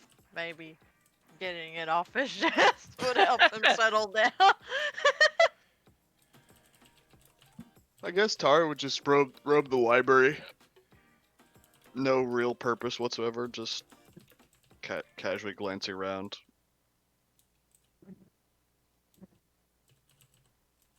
Okay. Cough, cough, not looking at all the stuff inside of his bags of holding to help the DM. Let's just say by tomorrow morning in the campaign, I'm attuned to anything I want that I have. pending actually seeing what the list of things that you. I'm not saying I'm saying if I have anything that needs attunement, it will be attuned by next morning, kind of thing. Oh yeah, that would. Yeah, that's what That's reasonable. I'm not saying I get everything I want. I'm just saying if Yeah. there's an attunement needed In it'll the be- list somewhere, then yeah, Yeah. yeah, So, that's so fine. so you're sleeping all color with all of them. Yeah. Just see a mountain of Use a it treasure. the bag. The bag is like a pillow. Because you have just to like, literally concentrate on everything you're trying to attune to. So it's like Yes, because like Kev's bear- gonna let bear- me have bear 8 hugging. attunements. Yeah. All right.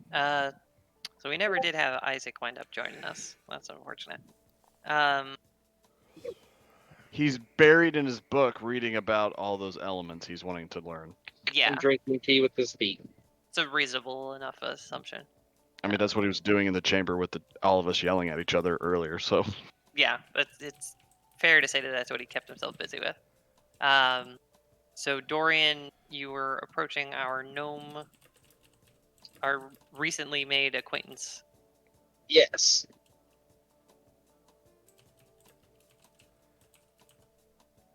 So,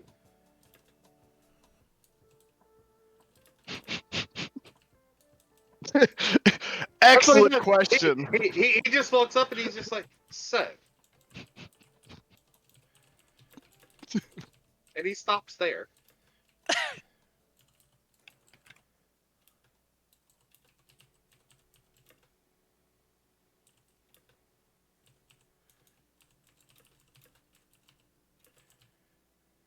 This is one of those moments where I can't tell if your camera froze or if you're just staring. Maybe it crashed again. I honestly have no idea. It kind of looks froze, but Hang on. See if he blinked. It's froze. It's See if he froze. see if, Nope. see if he, Yeah, it froze. he blinked. I knew it. He blinked. It was the real shade the whole time. You guys just didn't see it. dang it. Hey, he's Back. he's Nope. here. He's here. He's gone. He's Hello? here. Oh, here. there you go. There You're you back. go. Hello. Hello. Okay, thank God. I've been Hello? lagging like a motherfucker this whole time. So like this entire RP, it's just been in and out for me, and I'm like, fuck, I'm not getting any of this. Oh no. Basic gist of the RP. I have a choice of either becoming a keeper and learning all their secrets, or forsaking the choice of being a keeper and trying to become the next empress. Fuck. Okay. Or Making an attempt. Yeah. It's not, Or- it's not a given. Yeah. you could do both. And Dorian walked up to you and was just like, so. And then didn't say anything else. All right, so I was trying to respond, but apparently it wasn't working. I was just like, what? By the way, was I there for this entire conversation? No. Okay, I None- think none of us were. that's good. That's good. No, that was Considering- the whole thing with the secrets of the family and stuff was private between Kinley and her grandfather. Okay. Yes.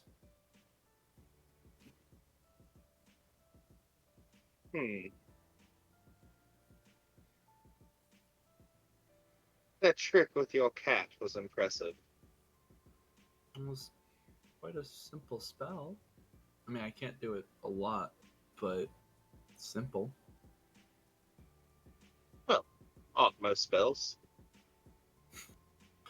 Quick question, just to reiterate, because I forget. Did I find maps when I was going out? Like just general world maps and things Yeah. of that sort. Yeah, Like that world maps, region maps, things like Yeah, that. that wouldn't have been too hard to turn up. Okay, so that's what Eritol is currently studying.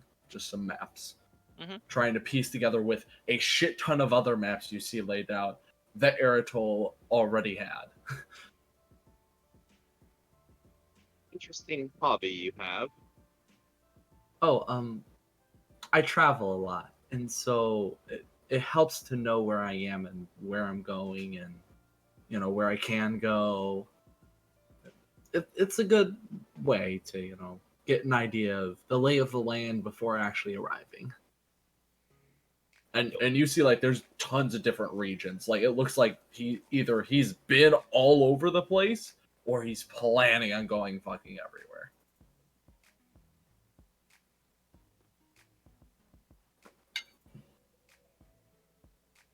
Much for maps myself. They change too regularly for my taste. I'm not quite sure what you mean by that. Granted, I'm not very old, but still.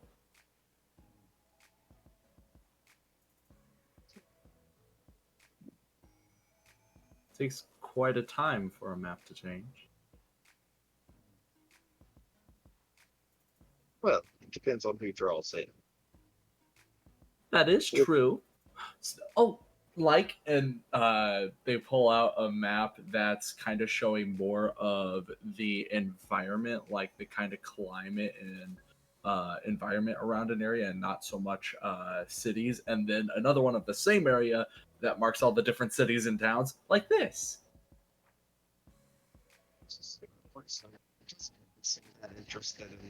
I can't. Nope, your understand mic's- what you're Yeah, saying. Mike and all crazy, man.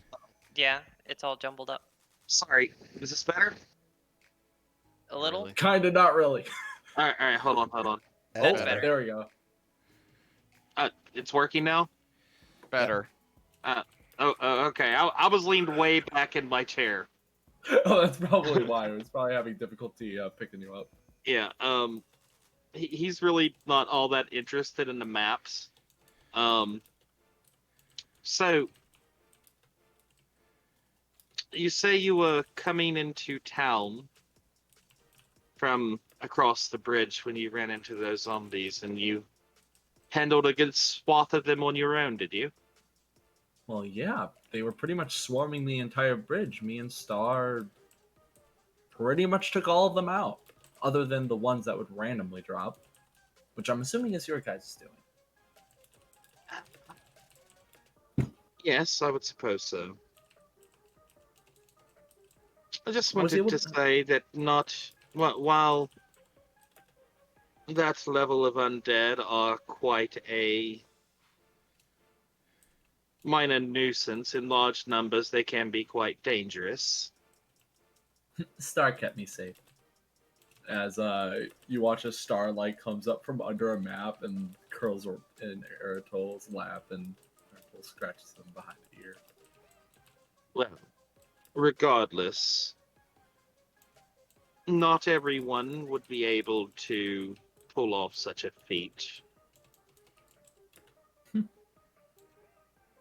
I mean, I guess I'm not really everyone, so.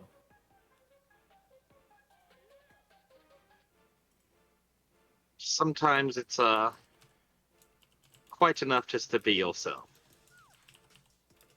But I think so.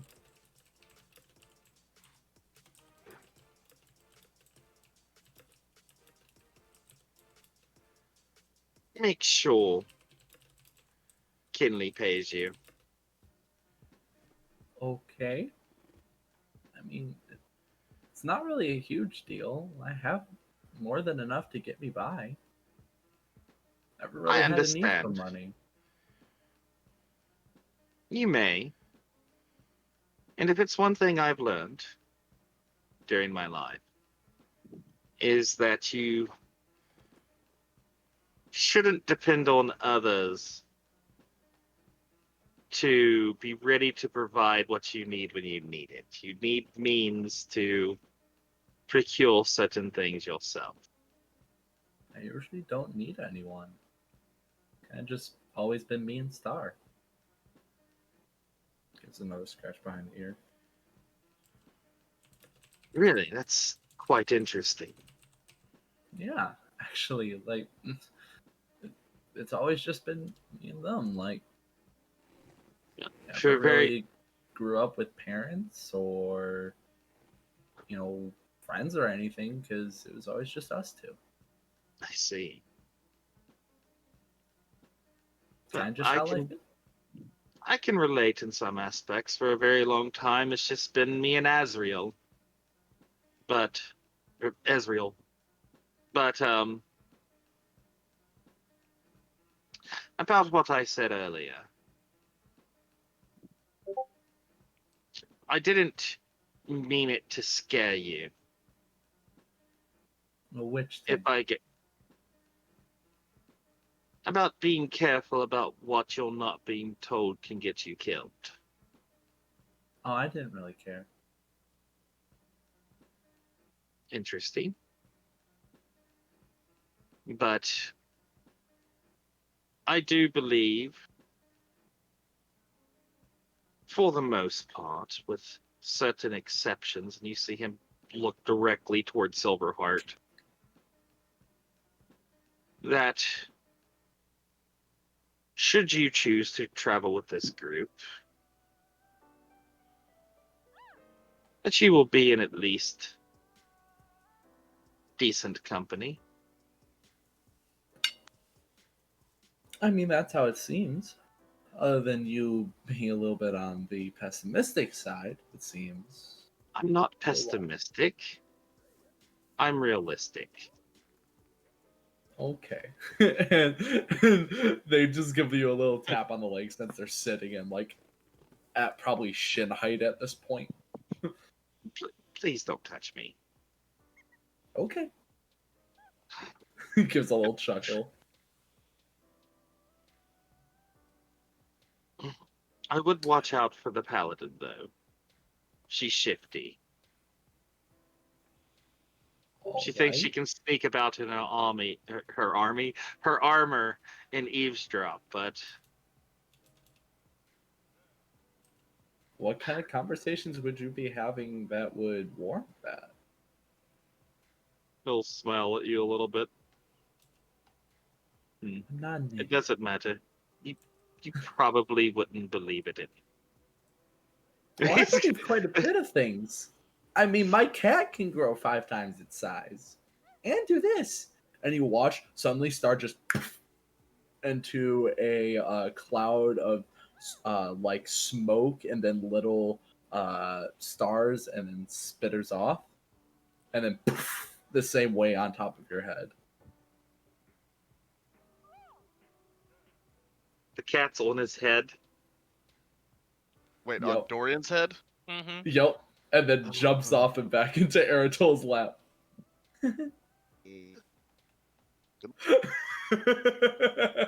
Right. It's one of those 3 fireballs you were sitting on. Please Try me.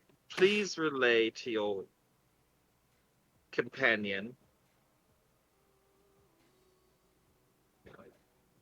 not to touch me.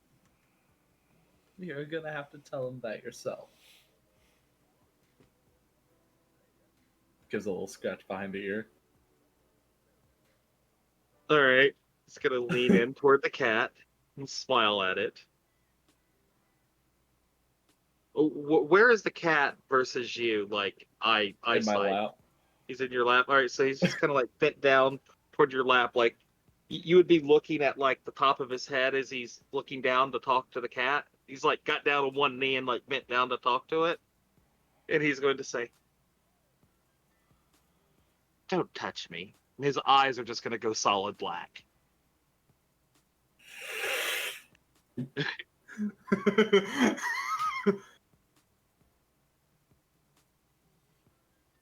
Good conversation.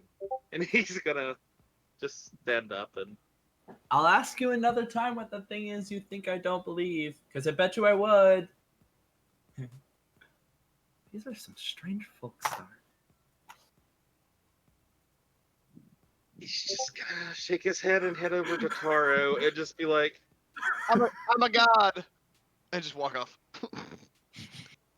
Okay. yeah, he's done with the God. day. He's done with this thing. Taro, did you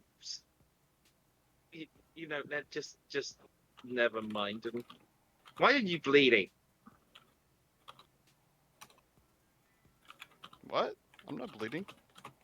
I thought you took an axe to the chest. You're not bleeding? Nah.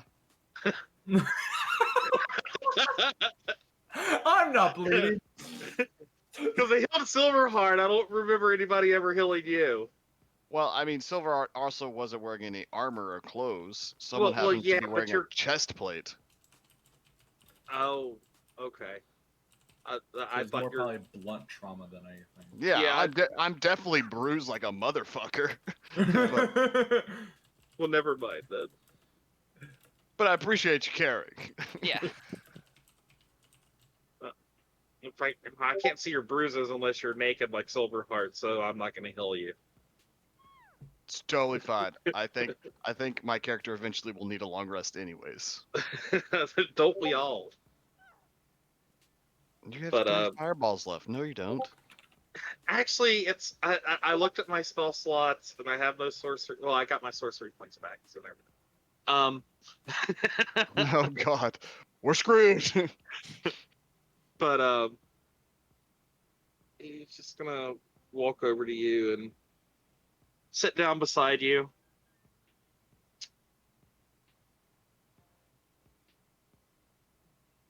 I think, Taro,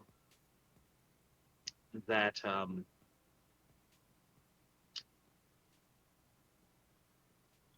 and Ezreal agrees. All of these people are quite mad. I mean, they keep company with a half-naked man. What was your first indication? Well, have known plenty of people that kept company with all kinds of naked and half-naked people, but not one just wearing boots, a loincloth, and a hammer. That's a new one even for me. Yeah, But it- sorry, getting to the level of uncomfortability at this point. I did have a conversation with Kinley, and I think that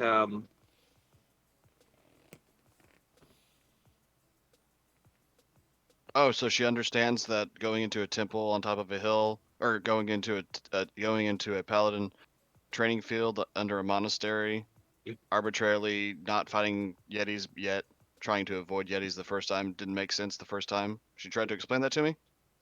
You had that conversation? yes and no. I think that she's just being very guarded. But she's not untrustworthy. That paladin, on the other hand, is shady as all get out.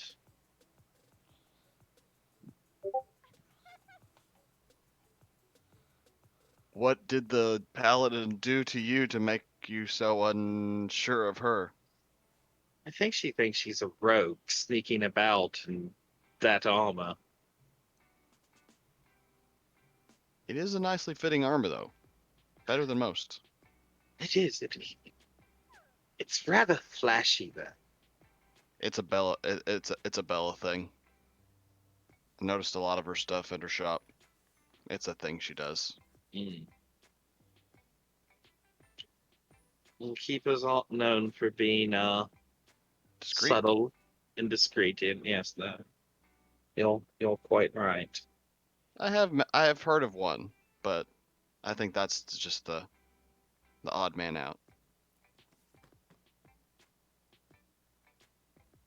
Well, I don't know about you, but I am exhausted.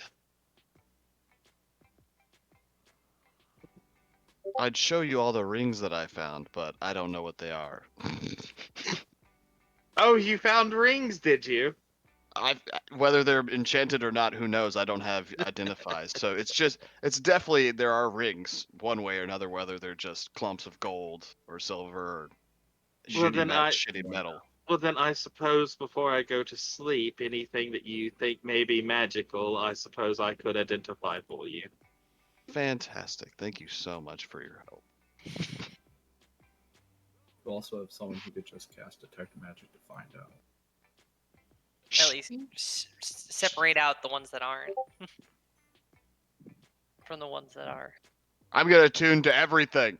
All 99 random objects I found. Just lay him on me. It's gonna be my bed.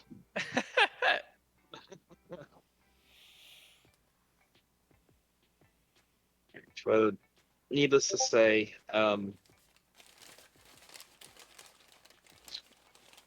my vote is that we help these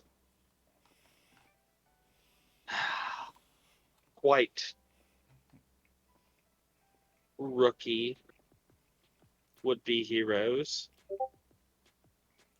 on their journey and show them how a professional does it. Just waiting for I'm the not sauce. I'm not being paid to train someone. I know. No, see, that's not what I meant. You know, like you can show people how to nearly kill someone with your sword.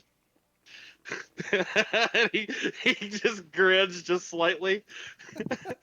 In some cases, killing someone is not always the right answer. Unlike Kinley, who thinks blasting a hole in a dead body's head is a fantastic way to show it. Well, I mean, they are lacking in some basics. I mean, generally, once the undead has risen and been laid back down, the same corpse won't be raised again. But I suppose they don't know. They don't know that. And I suppose you could rip its skeleton, but that's an entirely different, messy thing. Oh, I hope we're not around for someone to come and do that. That's for sure. Well, you never know. We could wake up in the morning and to the clattering of bones and bear traps and nets and whatever. What do you think we should? And he's going to say this part louder. What do you think we should do about our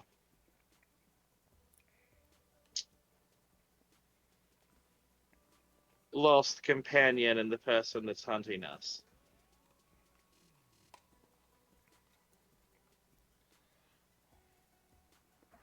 Did Silverheart quiet down a little bit? With the raised volume for that part, there would have been enough for you to catch it. He's trying to make it known to everybody else. Like, maybe we should think about the fact that we're being actively hunted by someone. Would I hear this? Yeah. Yeah, Yeah. everybody's all in Alright. that general area. Okay. You all are being hunted? It appears so. Have we gotten back downstairs yet? Or... Yeah, you would have been back down at this point. All right. Well, it seems we are, and I suppose you're going to be as well, since you are going to be traveling with us, I suppose. I've never been hunted before, though it sounds like it could be a good chase. That's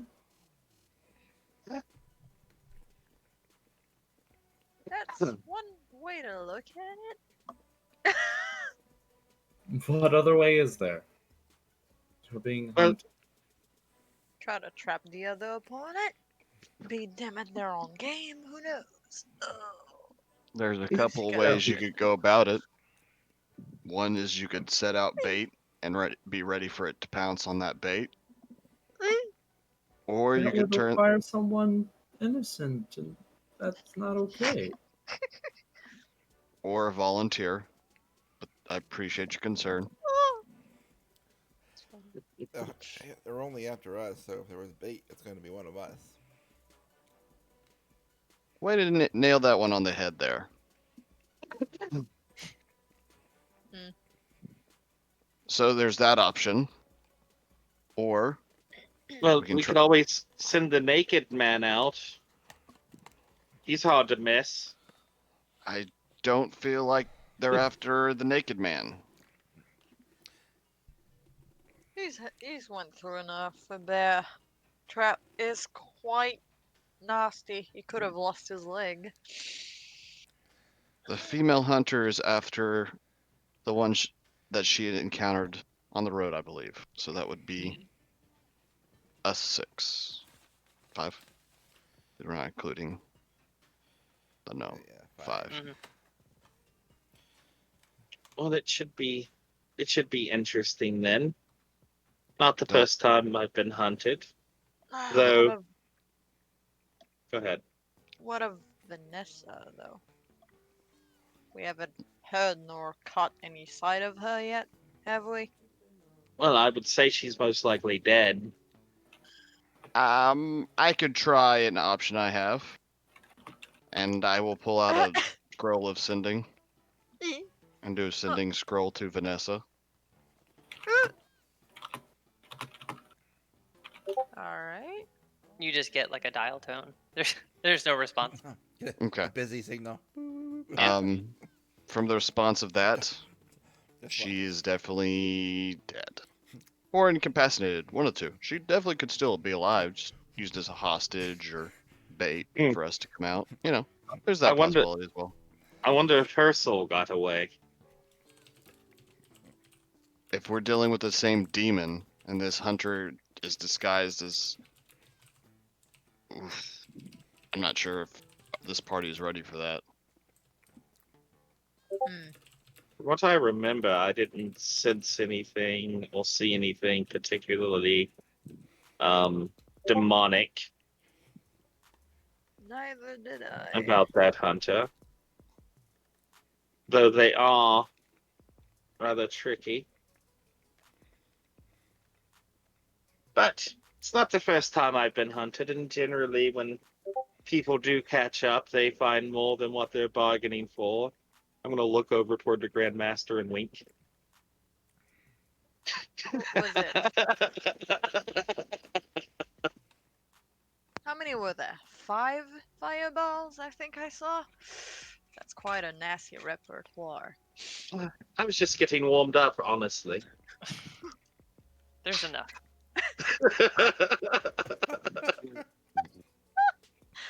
I saw what you did there.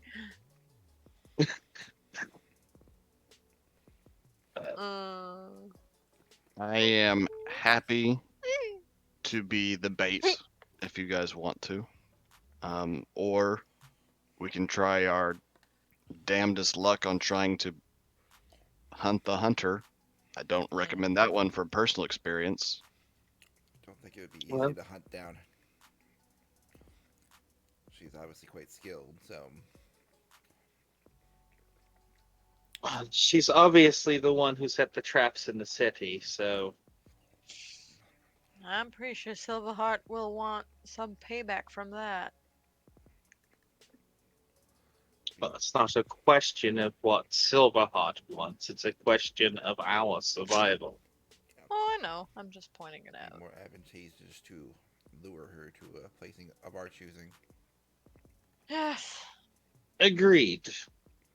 But I believe the specifics are something we could talk about maybe in the morning. Yes. Perhaps. I do want to get some rest, as after all, I do only have like 8 or 9 fireballs left. That is an I think only insane you, amount. Dorian, Too many would probably fireballs. notice it at Kinley's. Huh? I think only you would notice that Kinley, even though she's conversating with you, her head seems to be in a very different place right now. Probably not much different than the different place I left her head in when I left earlier, so. I'm immortal. Deal with it. I'm out.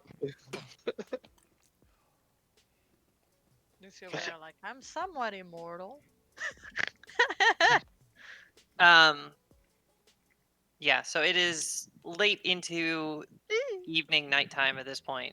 It's been a long day of exploring, looting, pillaging, reading, learning, information drops, all that kind of fun stuff.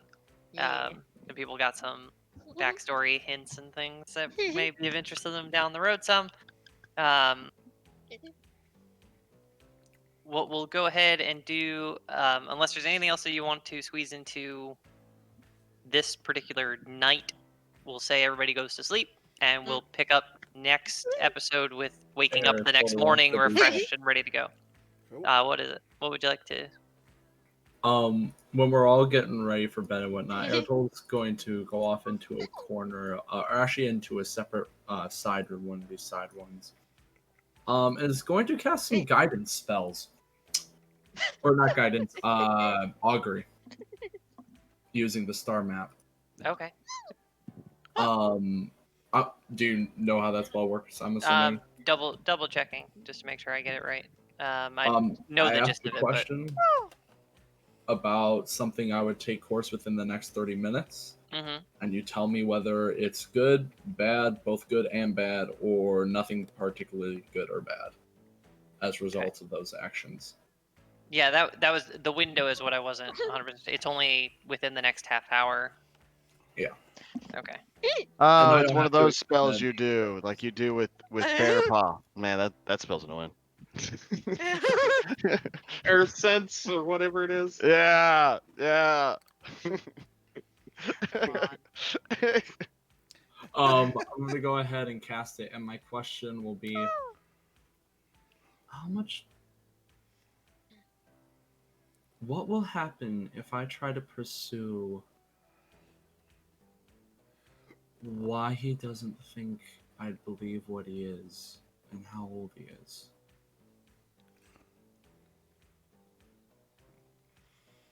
Specifically referring to Dorian Black.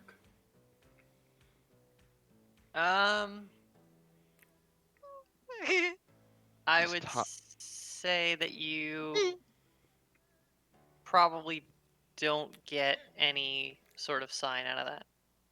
Okay, that's good. Extremely bad. He's angry because he's tired. Don't mess with him. Hey, Cranky. What you didn't know, Dorian was lurking on the other side of the stack and banishes you to purgatory. And that's why, because the results are already here. The next question for the next augury,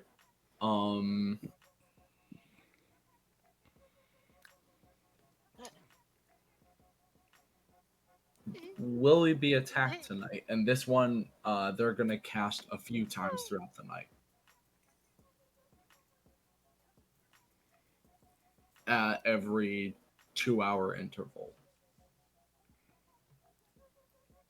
So you're gonna stay up all night? No, not staying up. Just like every few hours, Eritol's gonna have Star wake them up, cast it again, and ask again. Okay, because then you're not getting a long rest if you do it that way. Really? Wouldn't Yeah. that be light activity? No, you're casting a spell. That's you're like a full-on second level spell. Okay. So yeah, that's In that case, never Would mind. break- Just gonna that would ask break- it the one break your rest. time. For just the one time, then when Eritol goes to sleep, we'll ask if they'll be safe for the night. okay. Going to say that you would get wheel for that one. All right. And Eritol will smile, skip over to their spot to sleep, and lie on down with Star purring next to them, keeping watch, Aww. and go to bed.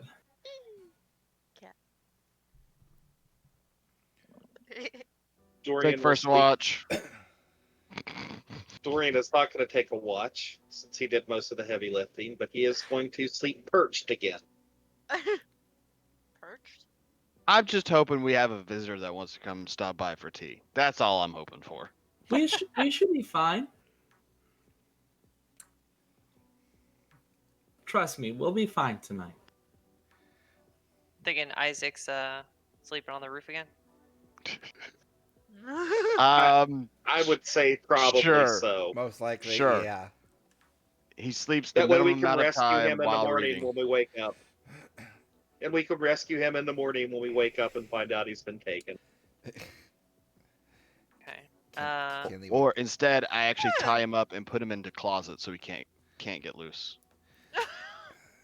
Kenny would be laying on her bedroll on her back, basically holding her medallion, kind of staring at it longer than night until she eventually just falls asleep.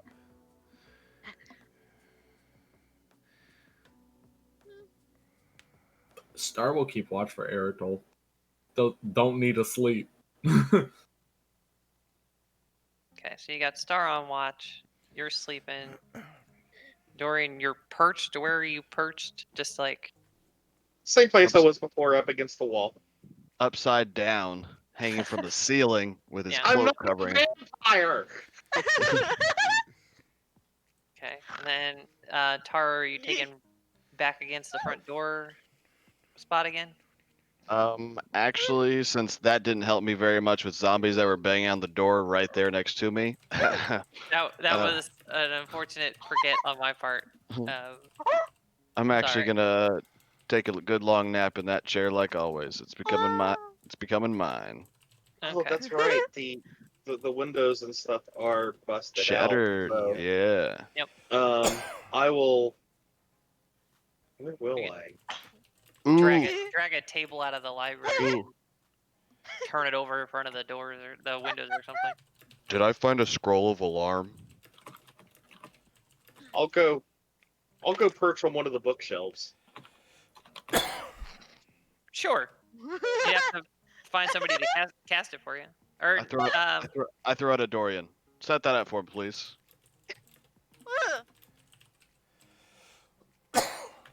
Looks over the scroll.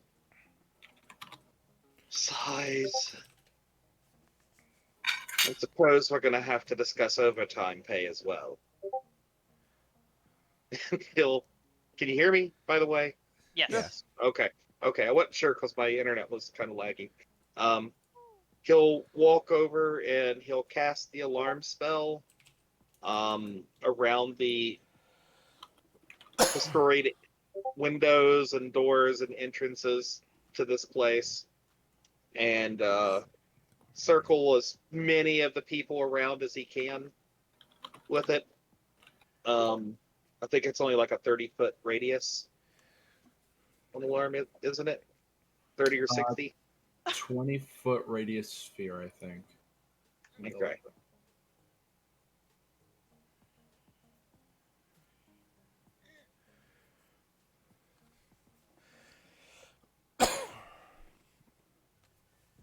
Alarm. 20-foot cube. Okay. So it's 4x4. All right. So he'll set it up around him and Taro and anybody that may be close enough to be fit inside of it. And the alarm trigger sound will be, so I get to choose that. The alarm trigger sound will be Silverheart's voice, but it will be screaming and crying like a baby. Oh my god. You're a terrible person. Yes. Hey, you don't have to worry about it if it doesn't go off. That's all right. And of course, everybody that's currently friendly to us here, the Grandmaster Silverheart and the party, will not set it off. But anything larger than a small bird will set it off. Okay. Skeleton comes walking through. My god. Yes.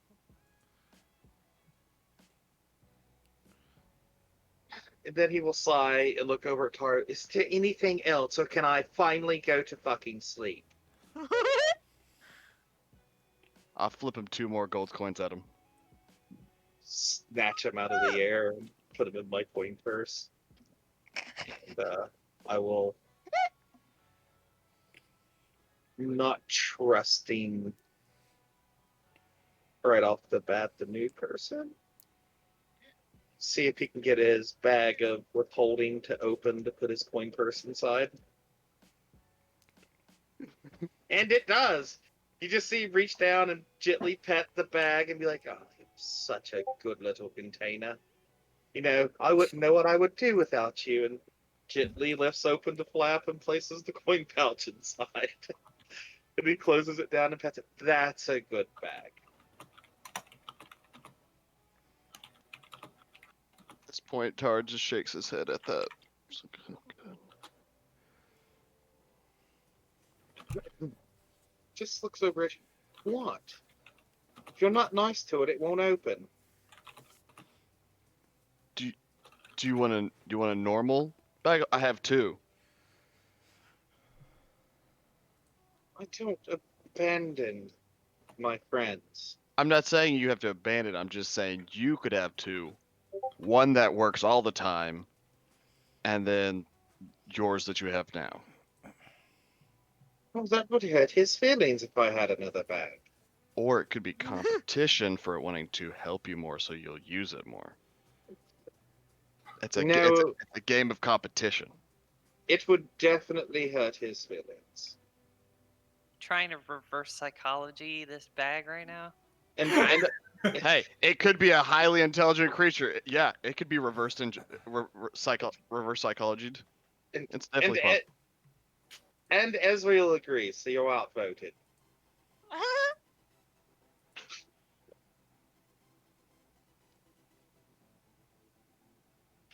Tar's not gonna make a joke though. In his head, he's like, "Well, why doesn't my sword get a vote?"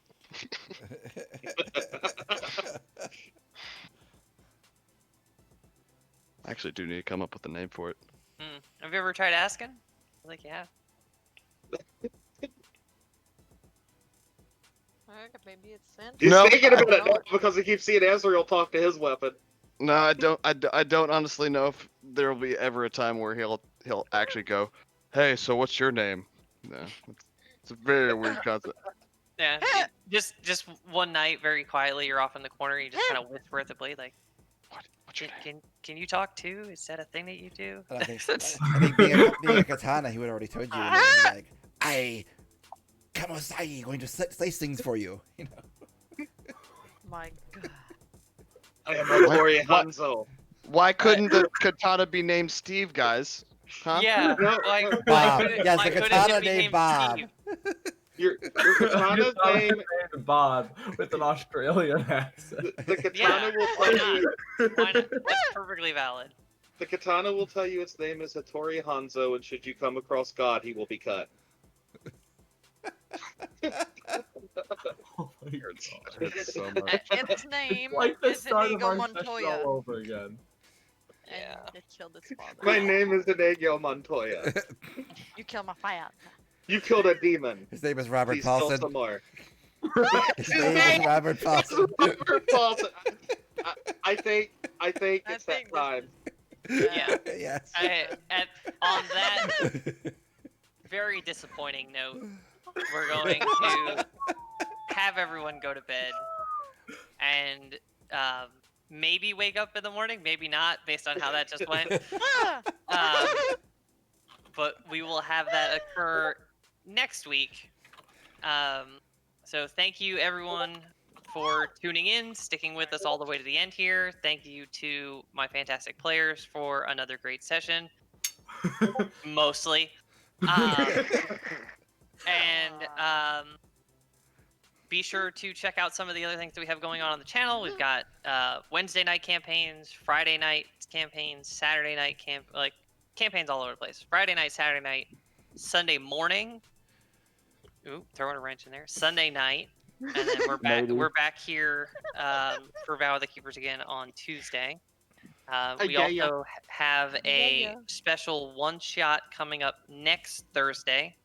Not this Yes. Thursday, but next Thursday. It is the official 1-year anniversary of becoming a DM for me. So Yeah. I talked these guys into letting me run a level 20 one-shot. That should be Nice. very, very interesting because I've never run content that high level before. And It will We've got test you. It a will few- test you. Oh, definitely. Got a few Roll Society members playing in it, and a few of my friends are playing in it, and should be a lot of fun. I'm hoping. Gonna give it my best shot to have Yeah. a good one shot there for everybody. And yeah, have a great rest of your night, and we'll see you later. Yep, we're rating Yeah. Ultramarines 40k, and it's about ready to auto go. So, Fun. Good night, Stay everybody. frosty. Stay frosty. See you next time. Bye. Chocolate.